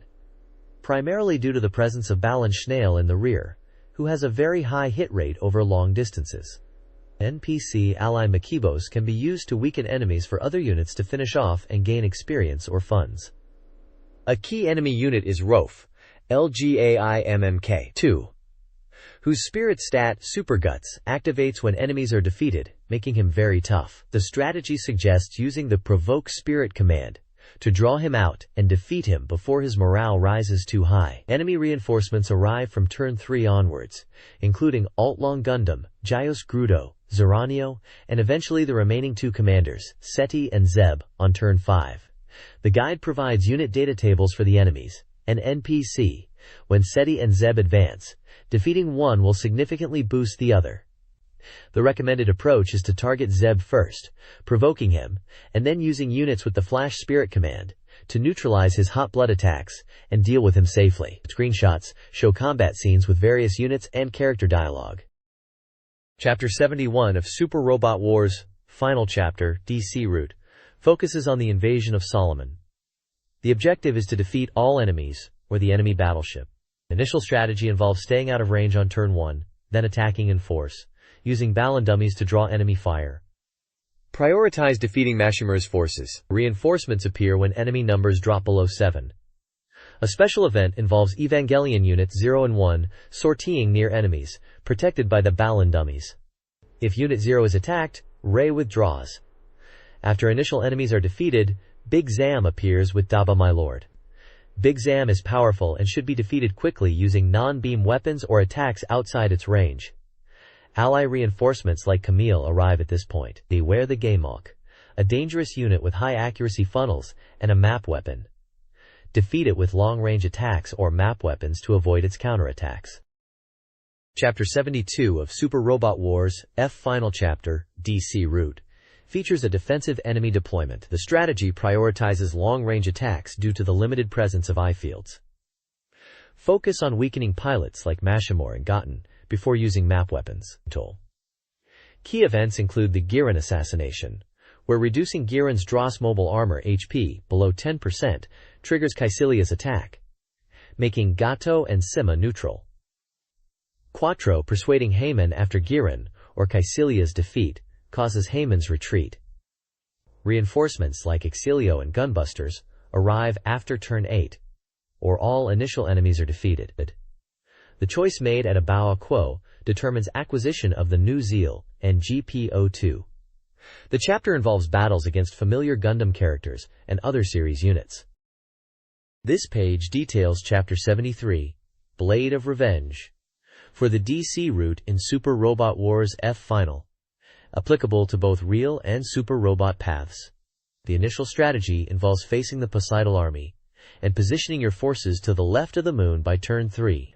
The guide specifically mentions how to handle key enemies Chai and Wazan, noting that defeating both causes the Poseidal army to retreat. It also outlines the steps to recruit as Persifia, which involves Daba attempting persuasion after weakening her. Following the Poseidal army's retreat, the Buff clan army arrives as reinforcements. The recommended strategy is to ambush them at their appearance location, especially focusing on defeating Drowzan. Taking down Drowzan when his HP is low is crucial, as it affects the remaining Buff clan forces. Other notable events depend on choices made in previous chapters, specifically the A Beoa Quo decision, which determines if you acquire the GPO2A or the New Zeal unit. The guide states both are useful and can be upgraded to become core units. An event in the chapter's epilogue is mentioned regarding Koifia's recruitment. Chapter 74 of Super Robot Wars, F Final, DC Route, focuses on the Federation Army's advance against Poseidal. Key strategies include protecting Hero and Troa, utilizing double-action units, and being mindful of Orgus's range. A crucial objective involves persuading Full Frontal, using the Provoke Spirit command before defeating him. After Poseidal retreats, Gizva's rebel army appears. Defeating them sequentially is recommended, especially because taking out either an Hecaton or Heckler first triggers powerful enemy spirit commands. Map weapons are useful against Gizva. Saving Daba and Gizva in turn 2 affects the following scenario. From turn 7, Titan's remnants, including Bound Dock and Hanbrabi, arrive. These mobile armors are dangerous due to their mobility and double action capabilities. High evasion units should be used as decoys. The guide emphasizes the threat posed by these mobile armors, rather than just the pilots. This page covers Scenario 75, Double Fake, on the DC route in Super Robot Wars F Final. This scenario is unique, as it's composed of 3 consecutive parts without an interlude for unit upgrades or pilot changes. Entry into Luna 2, Battle inside Luna 2, and Escape from Luna 2. This restriction adds a strategic layer, as unit selection for the entire sequence must be done up front. Part 1. Entry into Luna 2 focuses on the Argama, Lar Chiram, reaching the base. The strategy involves using defensive units as shields, and focusing Super Robot's finishing moves on key enemies. Note that entering a specific colored area triggers enemy reinforcements, but avoiding it by quickly reaching the base prevents this. Part 2. Battle inside Luna 2 primarily features mobile suits, but boss units like Sirocco and Heyman also appear. The key is unit placement and efficient combat to clear the map. Part 3. Escape from Luna 2 introduces a Mandalas and the true Poseidal. While the enemy count is low, most units have double action, making them very dangerous. The page highlights the threat of the Yamazon team's Sea Snake attack, which bypasses Iggy fields, making it fields essential for defense. This section emphasizes using fields and being cautious of the powerful enemies encountered. The EVA series units are noted as indispensable for this scenario, due to their defensive capabilities. Scenario 75 concludes with Battle inside Luna 2 and Escape from Luna 2. In the battle section, players face enemies like Thesevrio and Uge, utilizing long-range attacks and fast units to quickly eliminate threats. Use strong finishing moves on bosses. A key event involves Full Frontal challenging Poseidals if persuaded earlier. Escape from Luna 2 involves facing Amandalas and the true Poseidal. Players are advised to let NPC allies and reinforcements handle the initial wave. Gunbuster's HP triggers Noriko's Super Guts event. After this scenario, Haman Khan joins the player's side if previously persuaded, and Quattro shows unusual bravery. Players also decide the Ideon's fate: remain with the solo ship, or join the Rond Bell team, impacting later events. This page details Scenario 76, Between Terror and Fear, in Super Robot Wars F Final, specifically for the DC Real Robot route. This scenario is pivotal, as player actions significantly influence future story events. The core strategy revolves around handling the guest generals and the arrival of Makibos on the 7th turn. There are 3 distinct patterns players can follow. Pattern A involves defeating the 3 guest generals before Makibos appears. Pattern B requires players to not defeat the generals but instead accept Makibos' request, offering different strategic advantages for earning funds or experience. Pattern Key also has players not defeat the generals, but here they refuse Makibos' request and engage him in battle. Sidebars provide crucial background on Makibos, revealing him as an Inspector King who who returned as an envoy from the Zizvorg political organization to stop the conflicts. His true identity is connected to Xenon. Fighting him in Pattern C is described as a difficult decision for the London Bell team, despite his friendly disposition towards Earthlings. The page outlines the victory condition as annihilating all enemies, and loss conditions as losing all allies, or excellent. Screenshots show key dialogue moments involving Mikibos and battle scenes from the scenario. This page is a colorful spread promoting merchandise for the popular life simulation game Princess Maker 3: Fairy Tales Come True. The page features a vibrant illustration of the main character, the daughter, with purple hair, accompanied by her fairy companion, Uzu, who has red hair and wings. The focus is on two official publications related to the game. Firstly, an official guide is presented, detailing its specifications. A 5-size, 144 pages, full color, priced at 1,400 yen. It is described as being fully compatible with both the SEGA Saturn and Windows versions of the game. The guide promises a thorough strategy for this popular racing simulation, aimed at both experienced players and newcomers. It covers character introductions, event details, parameter strategies for efficient racing, and research into unlocking different endings. Secondly, an official art book for Princess Maker 3: Fairy Tales Come True is also advertised. This book is larger, a 4-size, also 144 pages, and full color, priced at 2,200 yen. It centers around the illustrations by Takami Aki, featuring original art, rough sketches, character graphics, and other design materials. It highlights the inclusion of new illustrations drawn specifically for the book by Aki. The page is published by SoftBank, credited alongside 9 Lives Inc. and Gainax, with the illustration attributed to Takami Aki. This page is a detailed strategy guide for the Sega Saturn classic, Sakura Wars 2: Thou Shalt Not Die.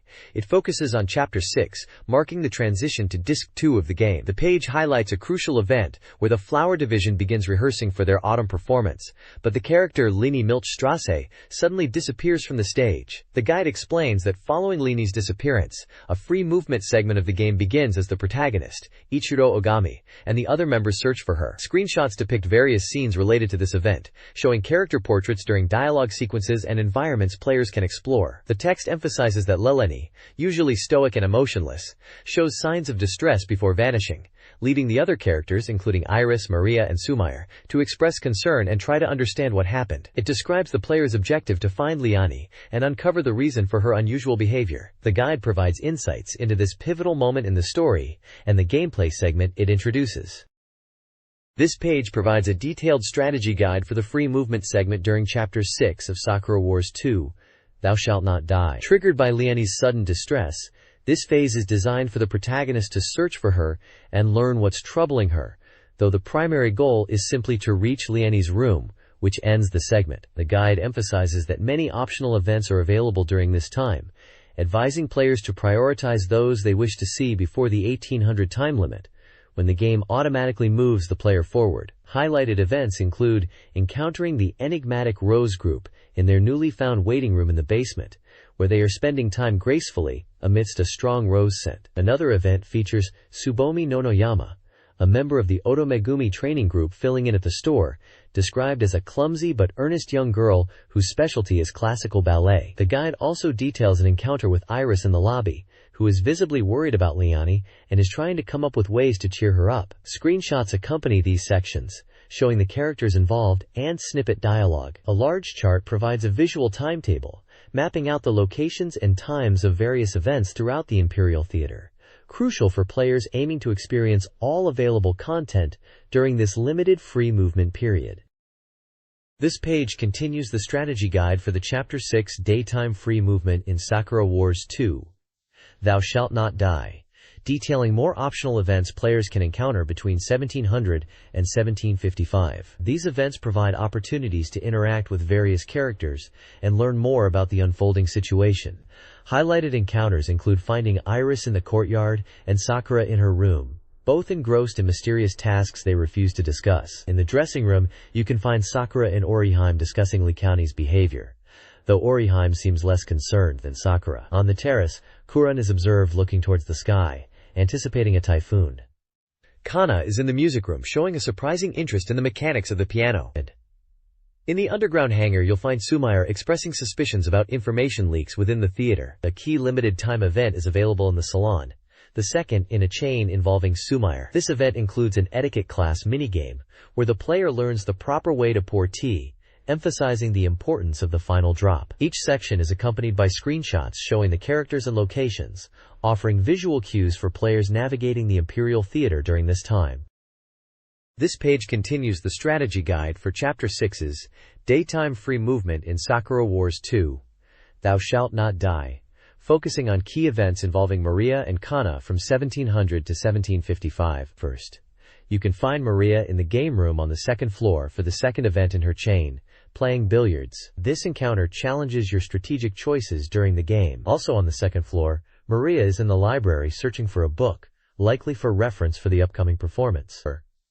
Kana is in the roof attic room preparing for an approaching typhoon, reinforcing the roof. Choosing to help triggers the roof climber minigame, allowing you to score points based on your performance. Later, from 1730 to 1755, a minigame event with Maria occurs at the entrance. You accompany her on a shopping trip before the typhoon, but it starts raining heavily. The Running in the Rain minigame requires you to avoid getting wet while returning to the theater. Kana can be found in the training room on the basement level, working out and reflecting on how physical activity helps clear her mind. Finally, checking the dressing room in the basement reveals Maria, having gotten wet from the shopping trip. Each section is accompanied by screenshots showing the locations and character interactions during these limited time events. The next page continues the Sakura Wars 2, Thou Shalt Not Die strategy guide for the daytime free movement period in Chapter 6, covering events from 1700 to 1755, and Lenny until 1800. This segment focuses on interaction opportunities with several key characters. You can visit Kaede in her room, where she's busy with paperwork but welcomes conversation. Manager Yoneda is available in his office for discussion about various topics, including Lenny, Tsubomi, and the Rose Division, as he sips on sake. A crucial event occurs in the captain's room. The kinematron is repaired, allowing communication. By dialing the frequency 13,600, you can contact Tsubaki, who is currently away on a business trip. Successfully connecting will save her frequency for future use. There are 3 mutually exclusive events listed under a single checkpoint: visiting the command room, Yoneda's entrance, or the second floor audience seats. Seeing one prevents the others. These events feature the character Sakaki and involve strange or mysterious dialogue, hinting at underlying plots. Finally, you can find Lenny in her room. She is withdrawn and deeply troubled after recent events, grappling with her understanding of justice and her purpose for fighting, focusing only on the concepts of allies and enemies. The page also includes a section detailing various rumors gathered by Yuri and Kasumi, covering topics from a sunken battleship to Tsubaki's special mission and Liani's upcoming performance. The next page dives deeper into the events of Sakura Wars 2, highlighting crucial plot points and character interactions. It begins with the mysterious reappearance of Yuichi Kayama late at night. He arrives unexpectedly and offers cryptic advice, embodying his enigmatic role in the story. Following this, Iris visits the captain's room. She brings a special flower arrangement she made specifically for Lefany, showcasing her caring nature and effort to help Lefany, who was troubled. Immediately after, an uninvited guest appears in Lainey's room. This guest is Saki Kageyama, but a dramatic reveal uncovers her true identity. She is actually Suiko. The strategy guide details how Suiko uses manipulative tactics and powers to control Lekene, exploiting her vulnerable state discussed on the previous page. Finally, the page shows Deputy Commander Kaede Fujieda in a secret meeting with a mysterious man in the Imperial Theater courtyard at night.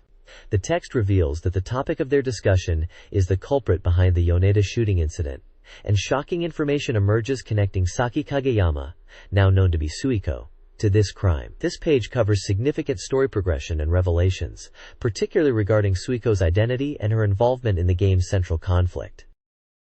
The next page continues the strategy guide for Sakura Wars 2, focusing on the night free movement events in Episode 6. Due to various tasks, the patrol time is limited to 11:0011:30, featuring just 5 significant events. This guide details 4 of these 5 events as checkpoints. First, at the underground hangar, the protagonist encounters Kuran, working on the Kubu, covered in oil and spouting puns. The guide suggests the best response is to react rather than laugh. Next, in the changing room on B1F, the protagonist finds Kana enjoying a bath. She is described as embodying health and beauty, and the encounter highlights her vigorous presence. Third is Sakura's room on 2Fs. Sakura is shown to be terrified of lightning, a fear stemming from a childhood incident involving a friend and a lightning strike. The guide indicates she is likely hiding, curled up in her futon, and the goal is to gently talk to her and calm her down. Finally, the Rose Division waiting room on B1F is featured. The Rose Division members are holding a self-reflection session, seemingly discussing ways to enhance their beauty. The protagonist joins this unconventional meeting. The page also briefly notes an encounter with Kaede before starting the patrol, and that at this point, the protagonist is unaware of Saki Kageyama's true identity or her involvement in the Yoneda shooting. Screenshots accompanying each section depict the respective characters and locations. This page details the dramatic turn of events in Sakura Wars 2 as the story progresses. The final event begins with Iris sensing something is wrong, leading to the discovery that Lenione is missing from her room. The Flower Division is quickly assembled in the underground operations room, their mood somber. Based on recent incidents like the attack on the War Ministry and the earlier incident involving Yoneda, suspicion falls squarely on Saki Kageyama, also known as Suku, of the Fivering Squad, who is believed to have infiltrated the Imperial Combat Review as a spy. Payday then reveals Lenie's tragic past. She was created as a combat machine for a terrifying German military project known as Vaxsturm. This explains her lack of emotional expression and her formidable combat abilities. Realizing that Leruni is being manipulated and is not acting of her own free will, the objective shifts from confrontation to rescue. Legami and Iris, the only ones able to locate Leruni using Iris's spiritual power, head out into a heavy thunderstorm to search for her, while the rest of the Flower Division engages Saki and her massive Kubu forces. The page emphasizes Legami's concern for Legani and the urgency to save her before it's too late, highlighting that her future depends on being rescued now. This page continues the walkthrough for Sakura Wars 2, detailing the critical confrontation with Lenani, who has been mind-controlled by Suku. The objective shifts from fighting Lenani to rescuing her and restoring her heart. The guide explains that strategic choices for this battle have minimal impact on timing, but having Iris accompany Ohemigami is helpful. The key mechanic involves Ohemigami directly attempting to persuade Lenny using the lip system. Players must navigate this interaction to break through Lenny's controlled state. Successfully clearing Lenny's double lips is crucial, as it ends the battle and advances the storyline. The screenshots show Opergami trying to reach Lenny's internal struggle and confusion, the arrival of the rest of the Flower Division, and finally, Lenny returning to her senses, embracing Opergami. After Lenny is successfully awakened, the page reveals the next and final phase of this arc. The battle shifts to a direct confrontation with Saki Kageyama, also known as Suiku, of the Fivering Squad. The guide highlights that Lenny, now restored, understands what she is fighting for and will join Ofegami in a combined attack against Suku to conclude this dramatic sequence. This page continues the Sakura Wars 2 walkthrough, focusing on the battle against Suiku, who is revealed to be Saki Kageyama, a spy within the Imperial Combat Review. The page details Suku's signature ability, creating multiple clones of her Koryu-type Kunu mech. The guide stresses that attacking the clones is useless, as they disappear at the end of your turn. The core strategy is to endure Suku's powerful special attacks while searching for her true form. Lenny offers crucial advice on how to identify the real Suku among the many fakes. Once the real body is found, the recommended approach is to surround it with your units and focus attacks to defeat her. Additionally, the page highlights a significant event triggered by moving Okarigami's unit next to Lemani's during the battle. This event shows Liani expressing genuine concern for Okarigami's well-being, a clear sign of her recovery and emotional growth after being freed from control. This touching moment adds a personal layer to the battle narrative. The screenshots show the cloned units, examples of Suku's special attacks, the strategy of surrounding the real enemy, and the heartwarming interaction between Ogami and Lemony. This page continues the Sakura Wars 2 walkthrough, detailing the dramatic conclusion to the battle against Suiku. It highlights Suku's realization of her own heart just before her defeat, emphasizing the tragic end to her struggle. The guide then focuses on the impressive Goddard-Damarung combination attack, suggesting its powerful impact is ideal for finishing off enemies. Following Suku's defeat, the page moves to Scene 9, showcasing the Imperial Combat Review's autumn stage performance of The Blue Bird. It specifically focuses on Lini's role as Til and her emotional growth, suggesting the performance and theme of finding happiness close by were crucial for her development. The screenshots show the final moments of the Suku battle, the team's victory pose, and scenes from the Blue Bird performance, illustrating Lini's transformation and the group's success on stage. This page features the second issue of the Imperial Capital Journal, a fan-focused column within the Sakura Wars 2 coverage. The main highlight this issue is a special feature dedicated to the characters Lini and Iris, tying into the strategy guide content. The page is filled with charming illustrations of Lini and Iris in various scenarios, including riding a scooter, posing with a teddy bear, enjoying the beach, and interacting with a dog. There are also comic-style panels illustrating short, often humorous, scenes featuring the two characters and others from the game. Reader contributions are also featured in sections like Sakura Discussion, where fans share their thoughts and questions about the game and characters, including discussions about Lini's physical measurements. Another section, Taisho of My Town, invites readers to share real-world locations that remind them of the game's historical setting. The page concludes with a call for reader submissions, seeking fan illustrations, feedback, and questions to be featured in future issues of the journal. This page dives into the mechanics of Princess Maker, Yume Miru Yosei, focusing on key decisions and daughter management.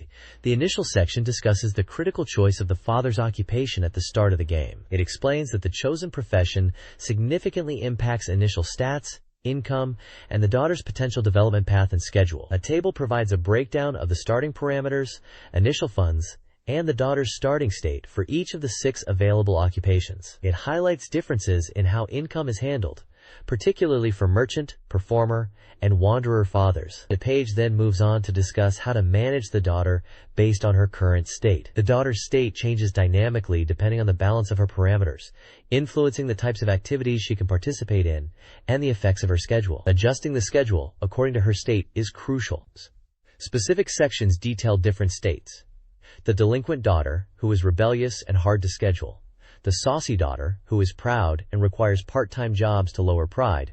The poor-natured daughter, who is in debt and must focus on earning money. And the girly girl daughter, who is overly charming and needs to improve morale. Screenshots show the daughter's status and various part-time job options available in the game. This page continues the guide for Princess Maker 3, Fairy Tales Come True, focusing on the crucial schedule system. It explains that the daughter's development hinges on balancing 3 main activity types: study, part-time jobs, and rest. Study is highlighted as the primary method for increasing most parameters, though specific classes like dieting school have unique effects.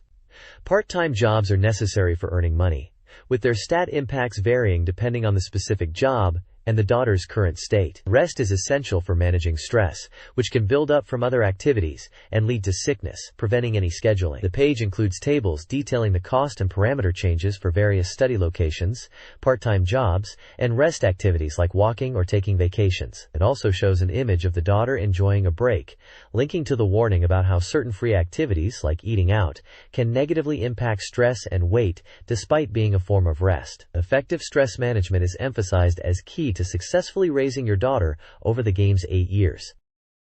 This page continues the guide for Princess Maker 3, focusing on the various interactions and events that influence your daughter's growth beyond the core scheduling detailed previously. It explains that different events significantly impact her stats. For instance, success in study tests increases pride, while losing to rivals in events boosts stress. The conversation command is highlighted as a way to improve parameters and morale, noting its effects grow with frequency. The guide also covers the traveling salesman, a random visitor who offers powerful items capable of rapidly boosting parameters, though they require significant funds. Similarly, birthday presents, purchasable items given on her birthday, influence stats, and build trust. An interesting point is made about friends. Rivals encountered during study or work can eventually become friends, providing emotional support to relieve stress and enrich her life. Finally, the page includes lists detailing the effects of items available through regular shopping and from the traveling salesman. These items can modify various stats like charm, intelligence, stamina, pride, and more. This page dives deep into the heart of replayability in Princess Maker 3, revealing the staggering 60 different endings your daughter can achieve. The guide explains that becoming a princess isn't the only goal. The game offers a vast array of outcomes determined by her final stats and the life she leads.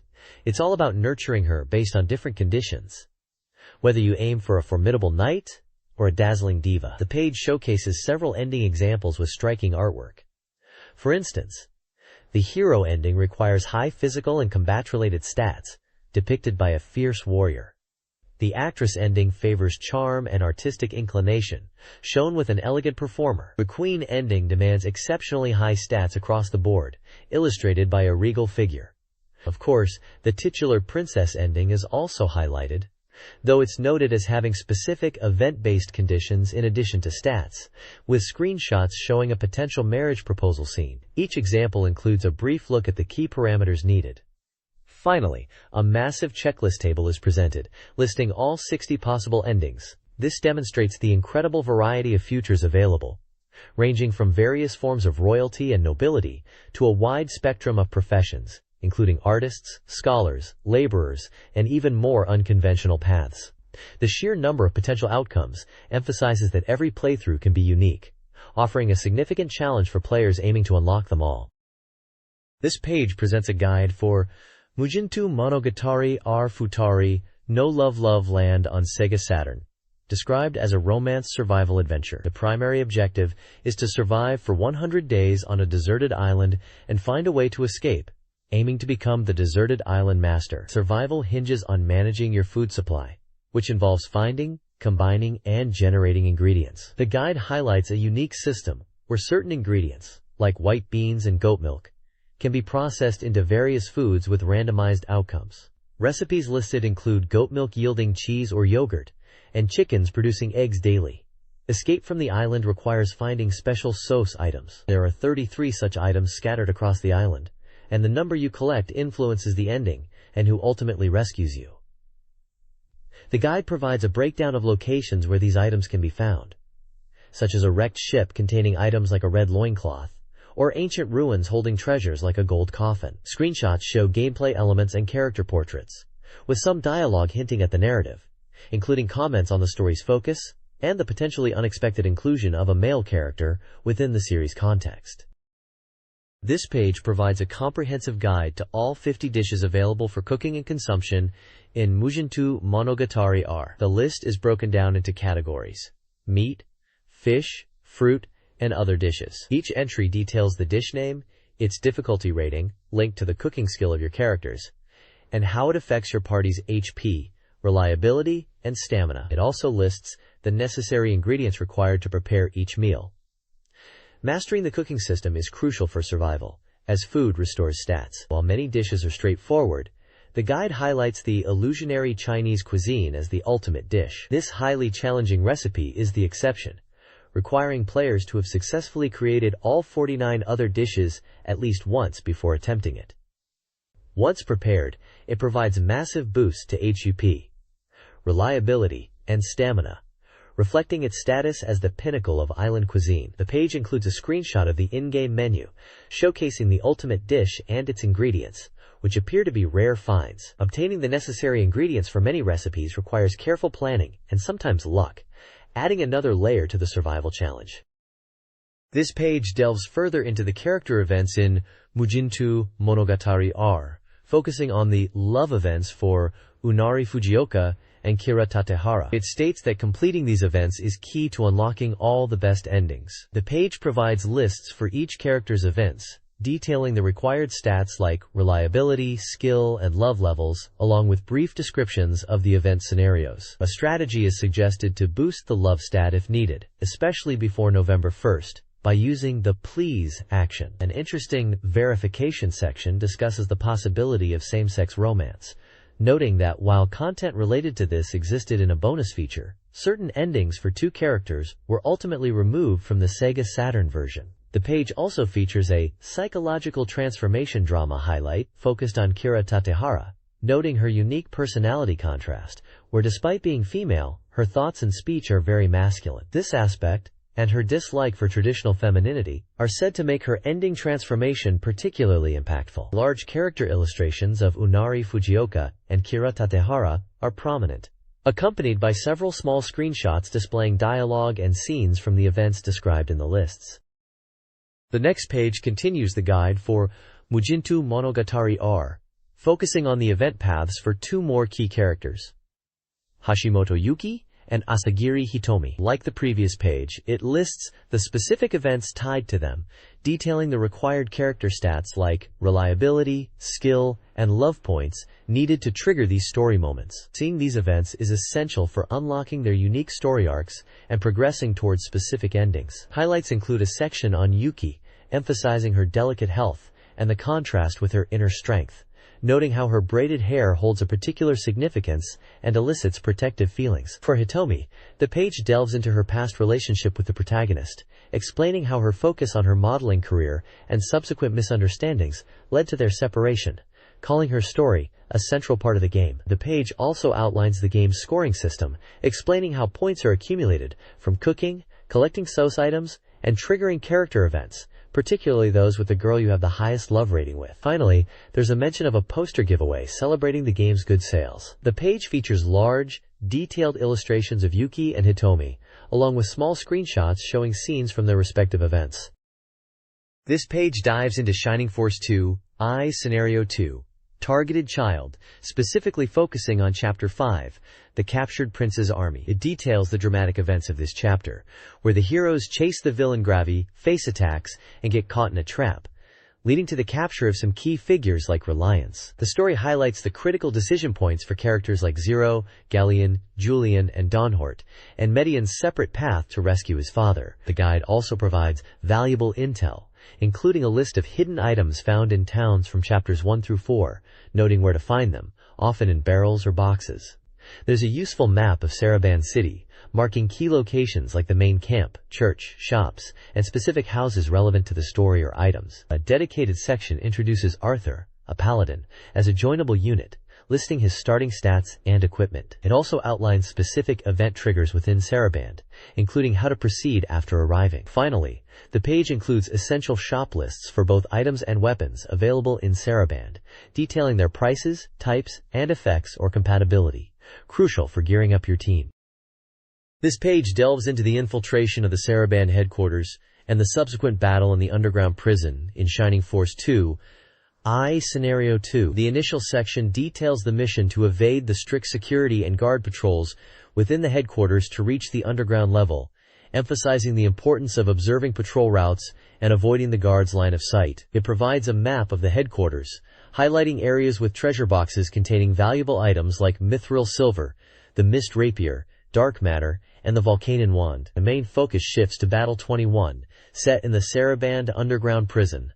The objective is twofold: rescue captured allies by obtaining a key from a guard, and defeat the boss, the Silver Knight. The page describes the battle's setup, where Medion and a small team must navigate the prison cells, free their comrades, and recover their equipment from a central machine. It outlines the starting positions of friendly units, the locations of enemy Saraband soldiers, and the points where reinforcements and the boss appear across turns. A key tactical tip involves using the safety of the prison cells for ranged attacks and luring enemies, including the Silver Knight, towards specific party members like Helba, leveraging the environment to your advantage. The guide also provides unit data for the Silver Knight and Saraband soldiers, detailing their stats, weapons, and special abilities like the Silver Knight's Dominion Ray.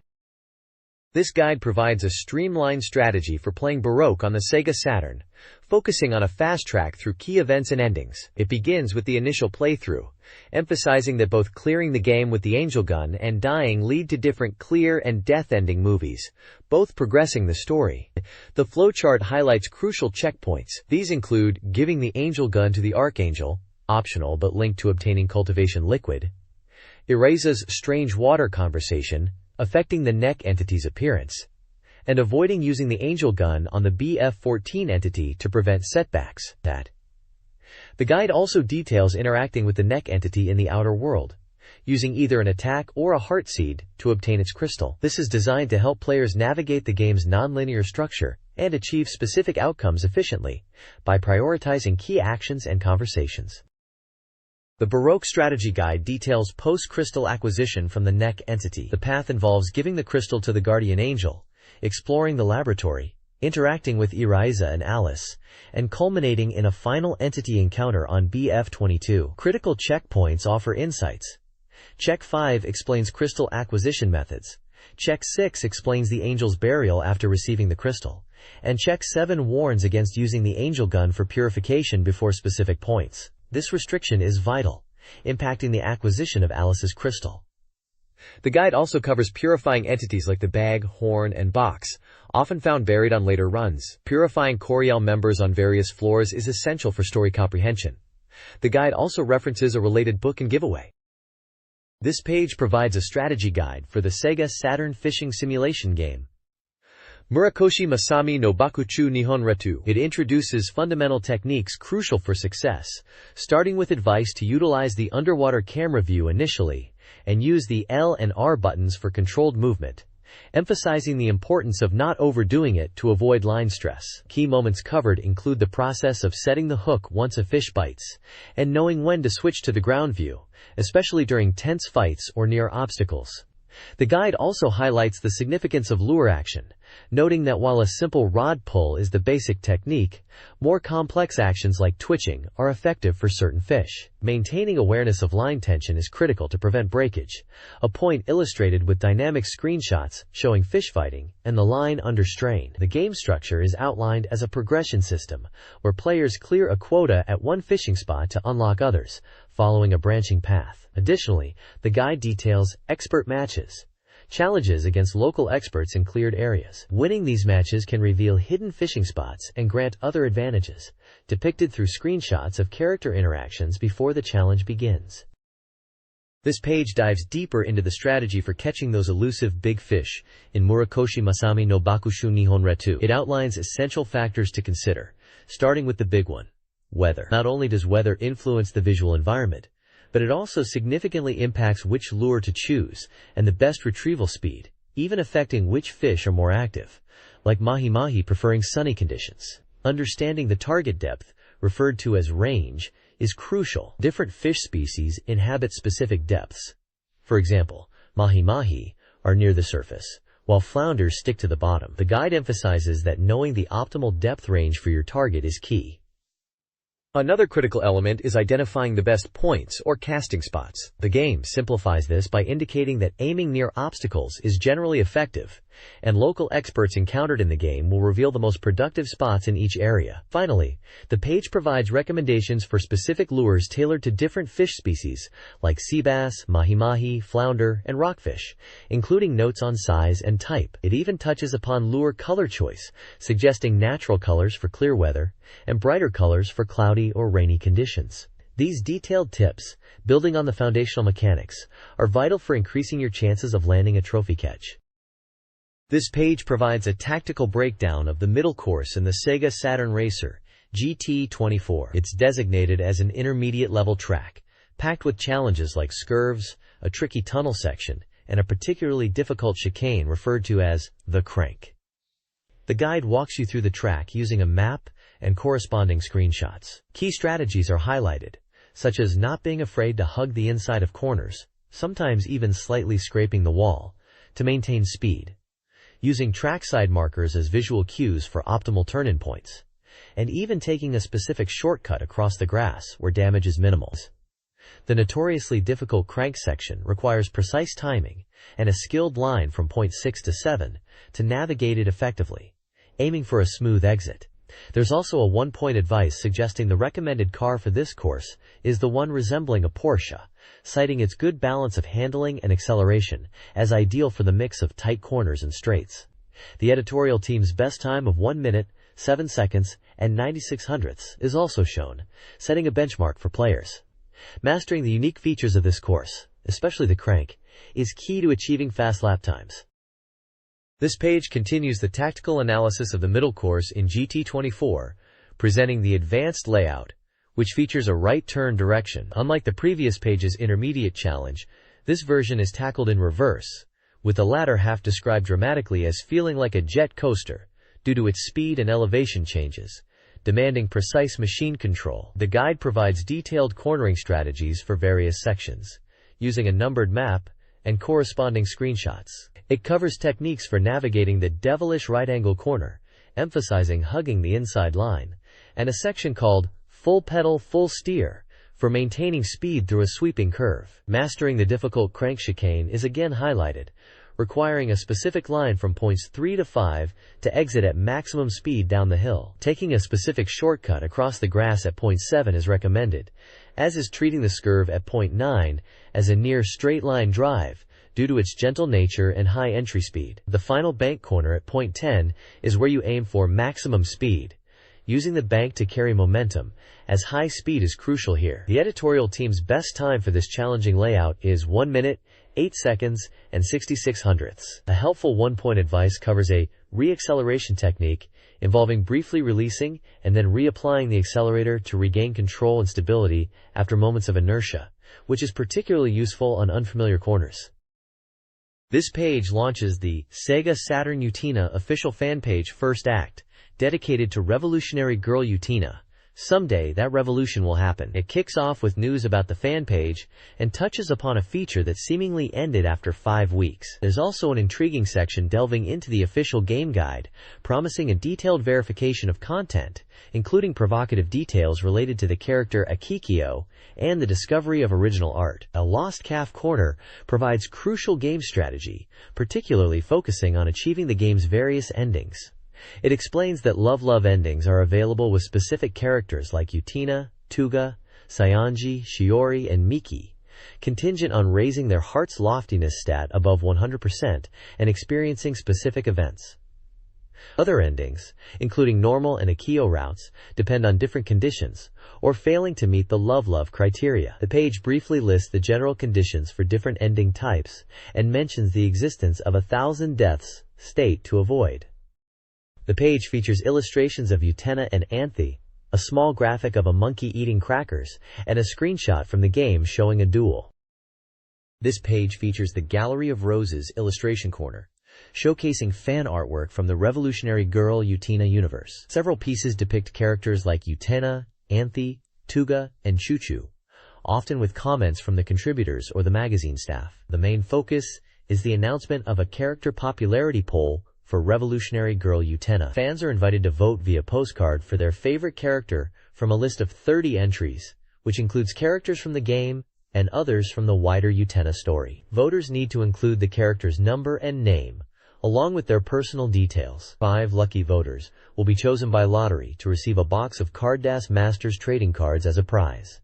The deadline for voting is July 22nd. There's also a section promoting the Carddass Masters trading card series, specifically highlighting the recently released second act, Beyond the Rose. This series features detailed card designs including art from the manga and anime. Finally, a section invites general submissions related to Utenas, welcoming messages, questions, illustrations, and manga from fans.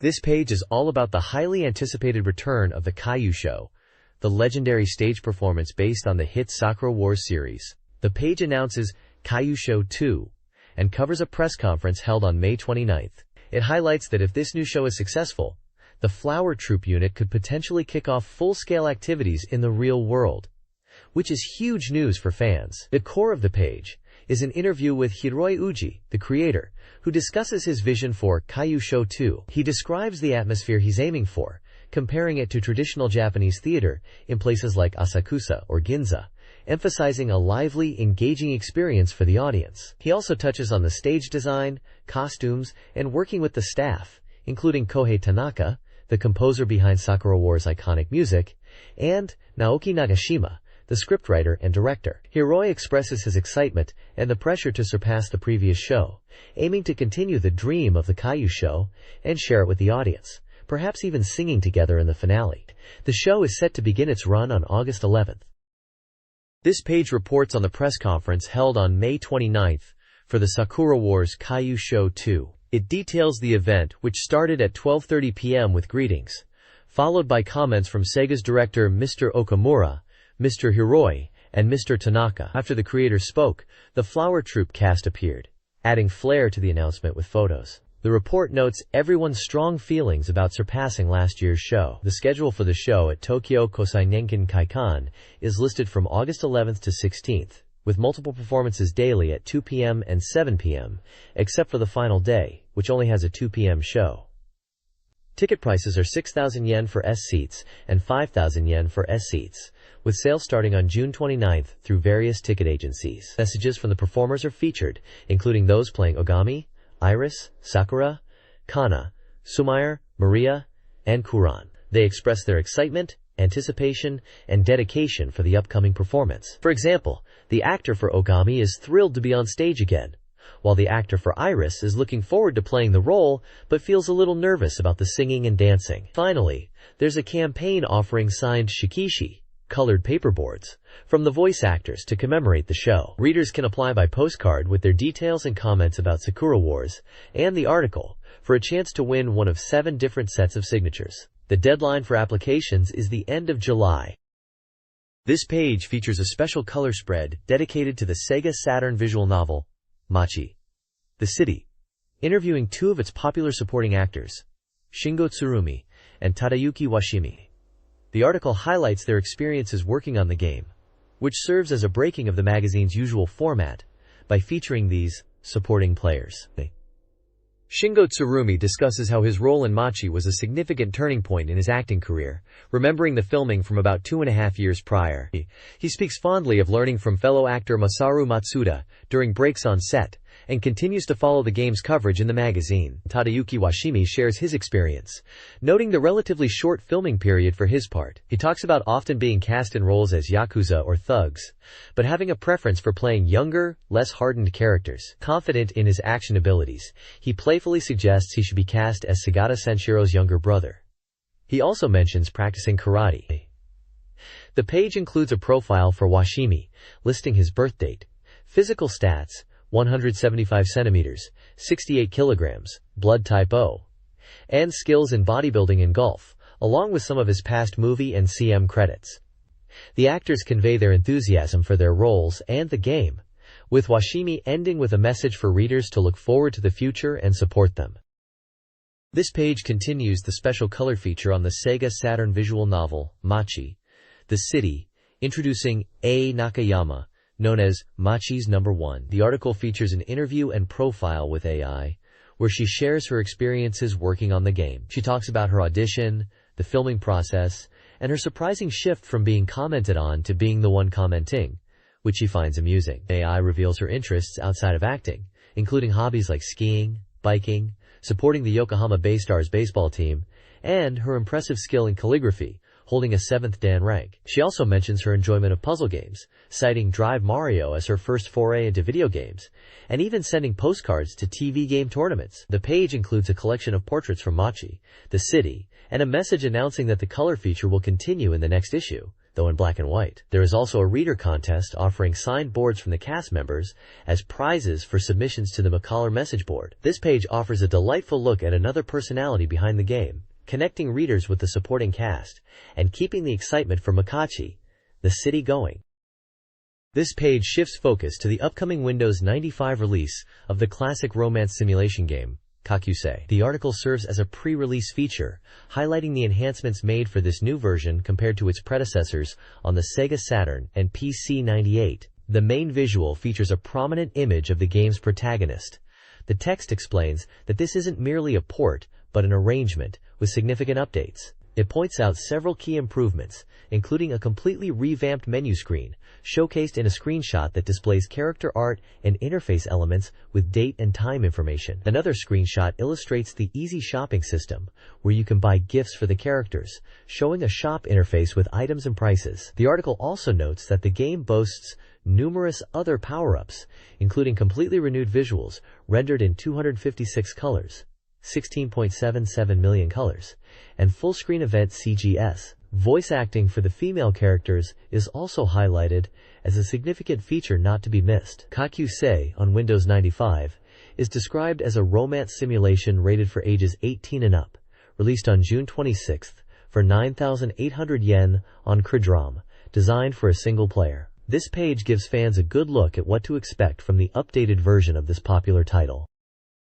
The next page expands on the experience of playing Kakusei, lower class, moving beyond the technical details to focus on the emotional journey. It highlights how the game differentiates itself from typical simulations by not displaying numerical relationship parameters, instead letting the player feel the connection grow naturally through encounters and dates. The writing praises the game's analog taste and realistic scenarios, which create a persuasive and immersive experience, building a clear image of the heroines. The article captures the feeling of anticipation, describing the excitement of looking forward to meeting a character again after a chance encounter or date. It notes how the game's compression of a year into hours intensifies emotions, leading to moments that can feel both joyful and poignant. Further text touches on the challenge of meeting certain characters, like those outside the protagonist's school, making successful encounters feel meaningful. It also briefly mentions the mature content, framing it as an expression of intense love. The page reflects on the anxiety that comes with liking someone, and concludes that the game's condensed portrayal of youth is an experience worth having. The page features various illustrations depicting scenes likely from the game, showing characters in everyday settings, on dates, and in intimate moments, complementing the discussion of the game's emotional depth.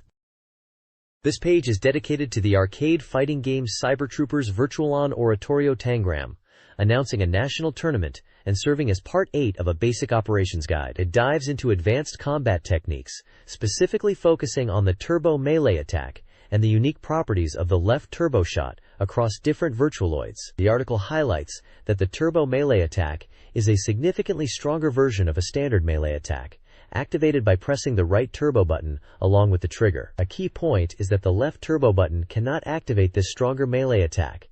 Pressing it instead results in a standard left turbo shot. The turbo melee is noted for its ability to knock down even guarding opponents.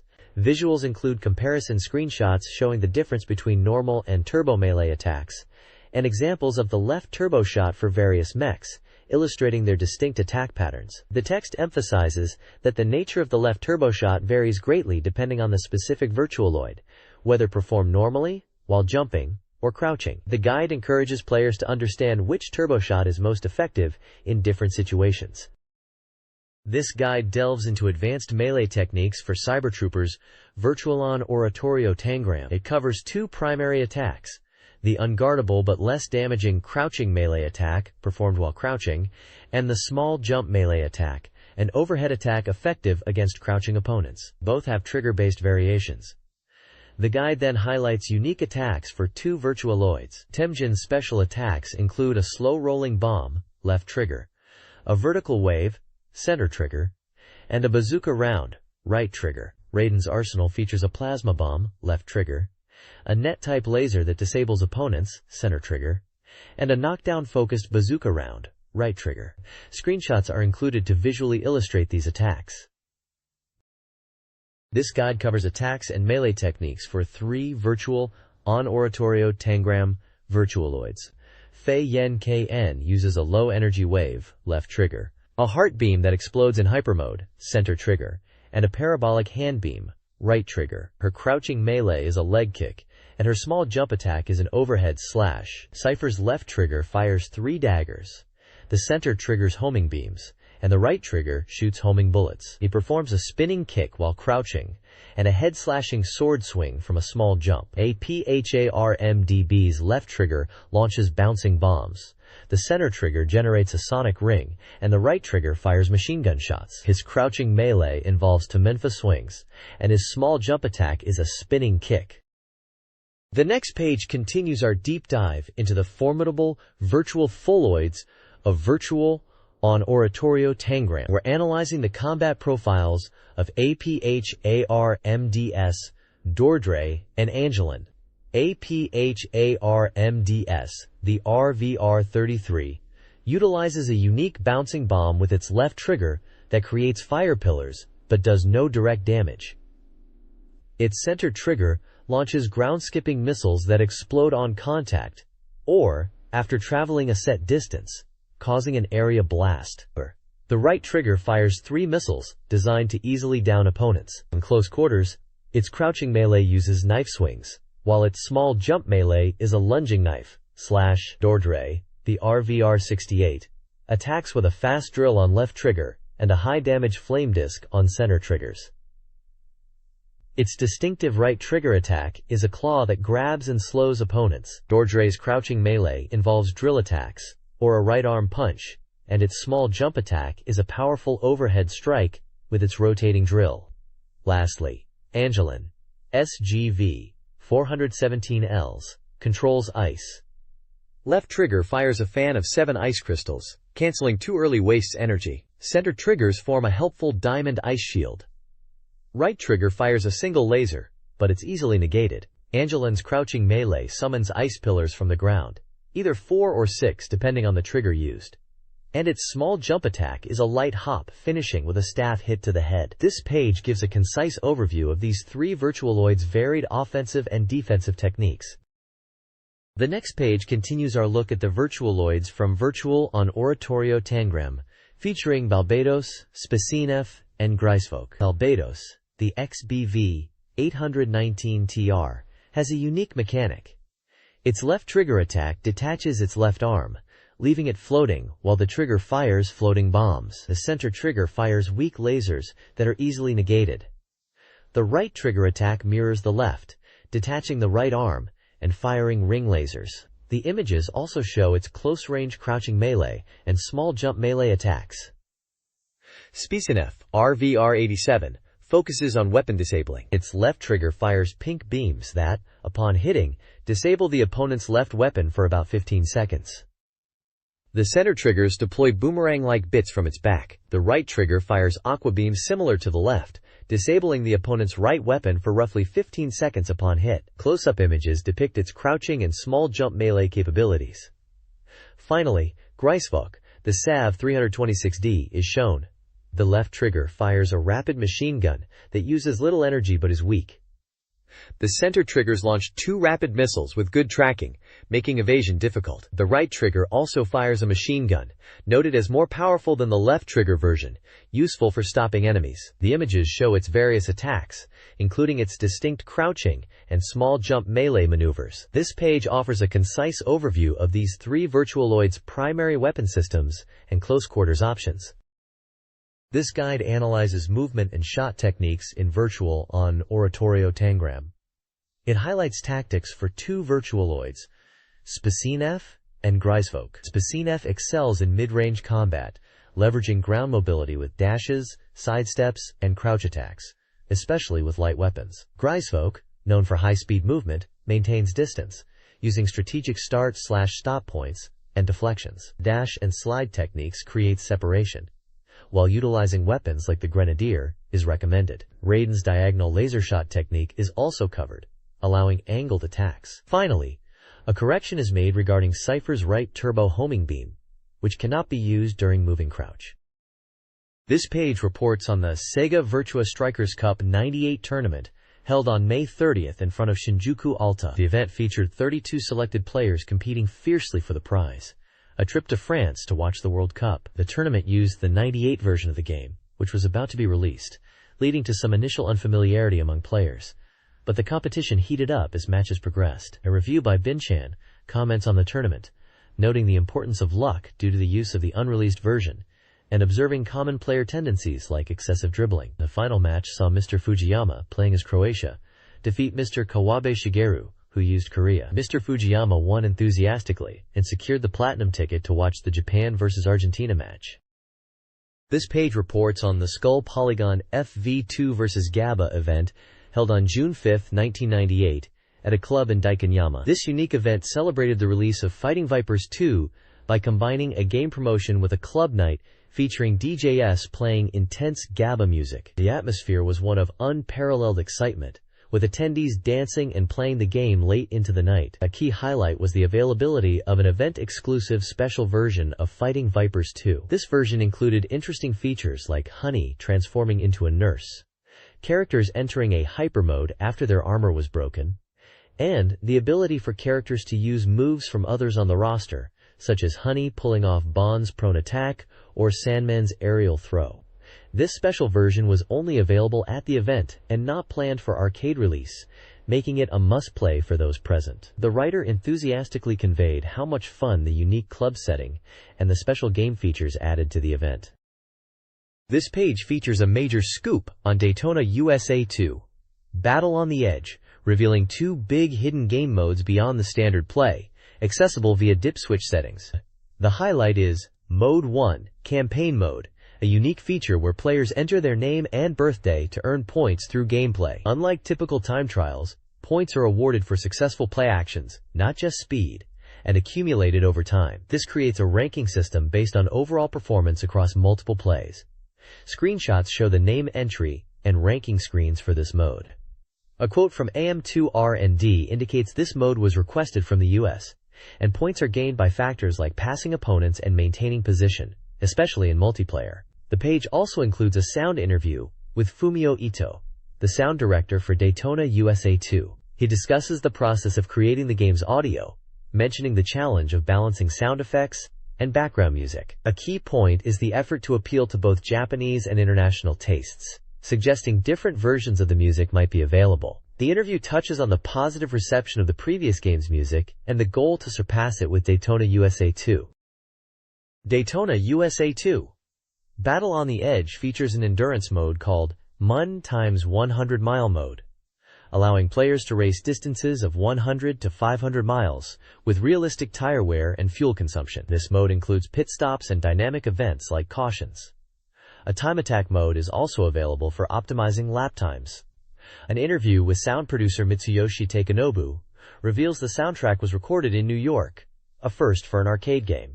The music aims for broad appeal while incorporating real engine sounds. He discusses the creation of vocals and building upon the original game's music. Holding start allows players to hear Takenobu's singing. The game's soundtrack, including new and unreleased tracks, was slated for release soon after.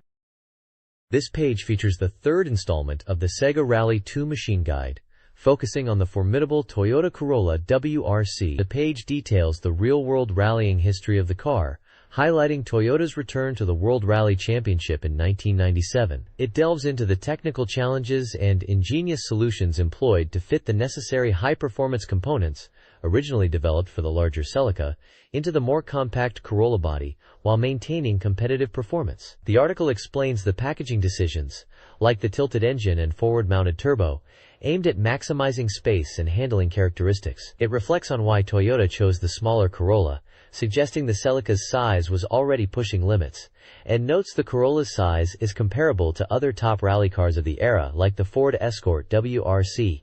Images of the Toyota Corolla WRC are prominently displayed, along with a screenshot featuring a driver. The page also mentions a report on a test drive event featuring rally driver Kenjiro Fujimoto. This page features a report on a test drive event for the real-world Toyota Corolla WRC, conducted by professional rally driver Kenjiro Fujimoto. The article details his impressions of the car, noting its surprisingly comfortable ride, incredible acceleration reaching 170 km per hour instantly, and potent power. Fujimoto highlights the effective 6-point harness and the car's excellent handling, mentioning its advantage in tight corners due to its compact size and well-tuned weight balance. He praises the car's overall battle readiness and potential, stating it feels highly controllable and competitive. In exciting news, SEGA Rally 2 is announced for PCs. The article confirms the popular arcade and console racing title is making the jump to computers. While the release date isn't set, it's highlighted as a significant upcoming title following other successful arcade top-ISIC ports like Virtua Fighter 2 and Sega Touring Car Championship. So included is information about a Sega Rally 2 time attack contest being held at Tokyo Joyopolis on June 27th, inviting players to participate and compete. There's also a small giveaway campaign offering teen goods to one lucky winner.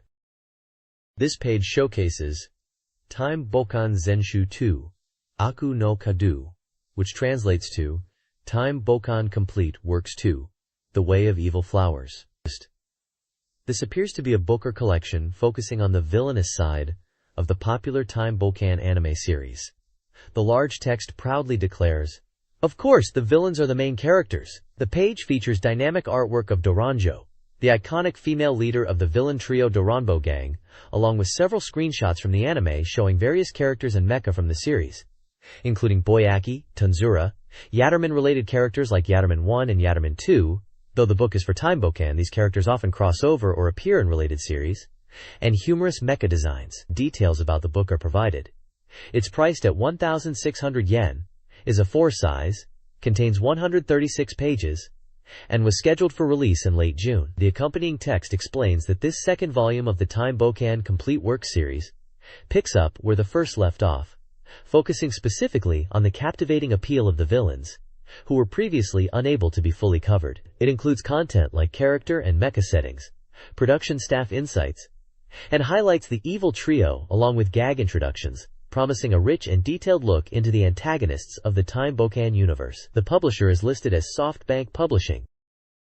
This page presents the weekly horoscope feature by Mother Hakozaki, covering the period from Friday, June 19th to Thursday, June 25th. Mother Hakozaki, described as a fortune teller with over 20 years of experience, offers guidance for the week ahead. Featured as the lucky person for the week is a character from the Saturn game Gale Act Heroe. The text suggests that while one project might be coming to an abrupt end, it's not the complete picture. The immediate future could bring new beginnings, and it's advised to proceed alone for now, as circumstances may shift quickly. The page provides readings for all 12 zodiac signs, split into predictions for both males and females. Each sign is accompanied by a small, charming illustration representing it. The horoscopes cover general advice for the week, categorized by financial luck, health luck, work/study luck, and love luck. Below each individual reading, a small symbol indicates the overall luck level. This is a regular feature providing personal guidance to readers based on their birth signs. The copyright notice at the bottom indicates the involvement of Microcabin, the developer of Gale Act Heroes. This page features the Reader Contribution SEGA Saturn Secret Technique Corner, where players share hidden tips and tricks for their favorite Saturn games, with prizes awarded based on the technique's rank. Leading the charge this week is a breakdown of special commands for the intense 3D robot shooter, Gungriffon 2. Entering specific button sequences on the second controller at the title screen unlocks various effects, such as making the object cursor disappear, removing enemies from the radar, displaying a continuous destruction counter, or even changing your mech's color to red or black. These codes offer unique ways to experience the game's challenging combat. Additionally, for Gungriffon 2, the page details how to access higher difficulty levels. Clear normal to unlock hard, and clear hard to unlock expert. For dedicated players, a secret technique after completing normal difficulty allows access to previously unselectable mechs in scenario mode, providing new strategic options. Another featured game is the adventure title Revolutionary Girl Utina, the story of how I became revolutionary. Clearing the game once unlocks a special O-Make mode. This bonus mode includes features like being able to listen to the character voices and sound effects from the game, adding extra value for fans of the series. The page concludes with a call for readers to submit their own discovered secret techniques for a chance to be featured and win prizes. This page features the SEGA Saturn Weekly Soft Review, highlighting upcoming software releases. The corner explains that the reviews are based on test plays by the editorial staff and guest writers, serving as a reference for potential buyers. Reviewers include female users, staff writers, and guest writers, with a section detailing their personal gaming preferences. 2 games scheduled for June 25th are reviewed. The first is Super Adventure Rockman, an adventure game featuring full animation and dialogue spread across 3 creeds. Reviews note its independent story episodes, with data carryover and choices affecting the narrative. Opinions are split. Some find it a well-done children's adventure with enjoyable anime parts and simplified shooting combat, while others feel its system is dated, like an old LD game, and criticize the lack of movie skip after defeat. It receives average scores around 6.0. The second game reviewed is Initial D, Legend of the Fastest Public Road, a racing game based on the popular manga. It supports racing controllers and offers multiple play modes. Opinions vary on its handling. One review praises the fun drifting mechanics assisted by a dedicated button and finds the varying difficulty in story stages enjoyable. However, other reviewers feel the controls are too sensitive, leading to easy spins, and that the car modeling isn't great, making the driving feel unnatural. Fans express disappointment about the exclusion of the iconic gutter run technique from the manga. Scores average around 5.66. Reflecting the divided reception. This page continues the SEGA Saturn Weekly Soft Review, featuring opinions from female users, staff writers, and guest reviewers on upcoming games. First up is Mizuki Shigeru's Yokai Encyclopedia, an adventure game centered around collecting and learning about Japanese folklore creatures. Reviews are mixed. appreciating the database aspect with its illustrations and information, but finding the adventure sections tedious or navigation difficult. The quality of the encyclopedia display itself also draws criticism, despite the rich content. Next is Castlevania Symphony of the Night, a highly anticipated port of the PlayStation Classic. Reviewers praise its shift towards exploration and RPG elements, noting the high degree of freedom and compelling gameplay loop of discovering items and progressing through the vast castle. While generally very positive, some comments touch on minor differences from the original or specific sections not being as strong. The addition of new content for the Saturn version is noted. Finally, let's become the Japan representative team manager. World's first soccer RPG presents a unique concept combining soccer simulation and RPG mechanics. Players manage and develop a national team, focusing on training and strategy rather than direct player control in matches. Reviewers find the blend innovative and appreciate the depth in team building and tactical setup, despite some critiques regarding user interface elements or loading times. The core idea of a soccer RPG is seen as opening new possibilities for the genre. This article reviews several upcoming SEGA Saturn releases and a new peripheral. Cross-detective story.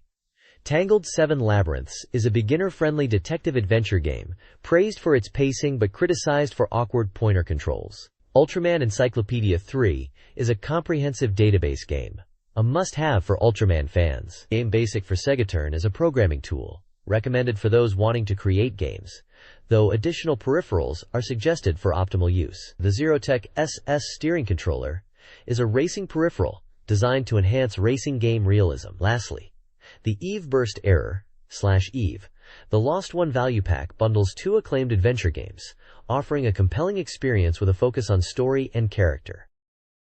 This page features a reader-present giveaway from SEGA Saturn Magazine. Readers could enter to win several prizes by filling out a postcard.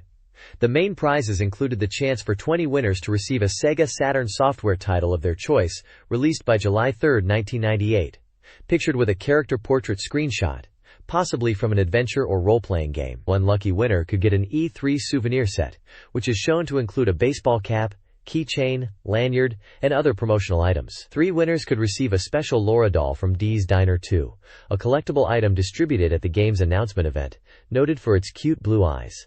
5 winners could get a poster for the fighting game Psychic Force 2012, featuring the game's protagonist, designed to build excitement for fans waiting to play. Finally, 15 winners could receive an Another Memories goods set, including a clear file and crids with artwork of characters on a boat. The page also provides contact information for questions about the magazine's content, and lists the winners from the previous issue's giveaway by name and prefecture.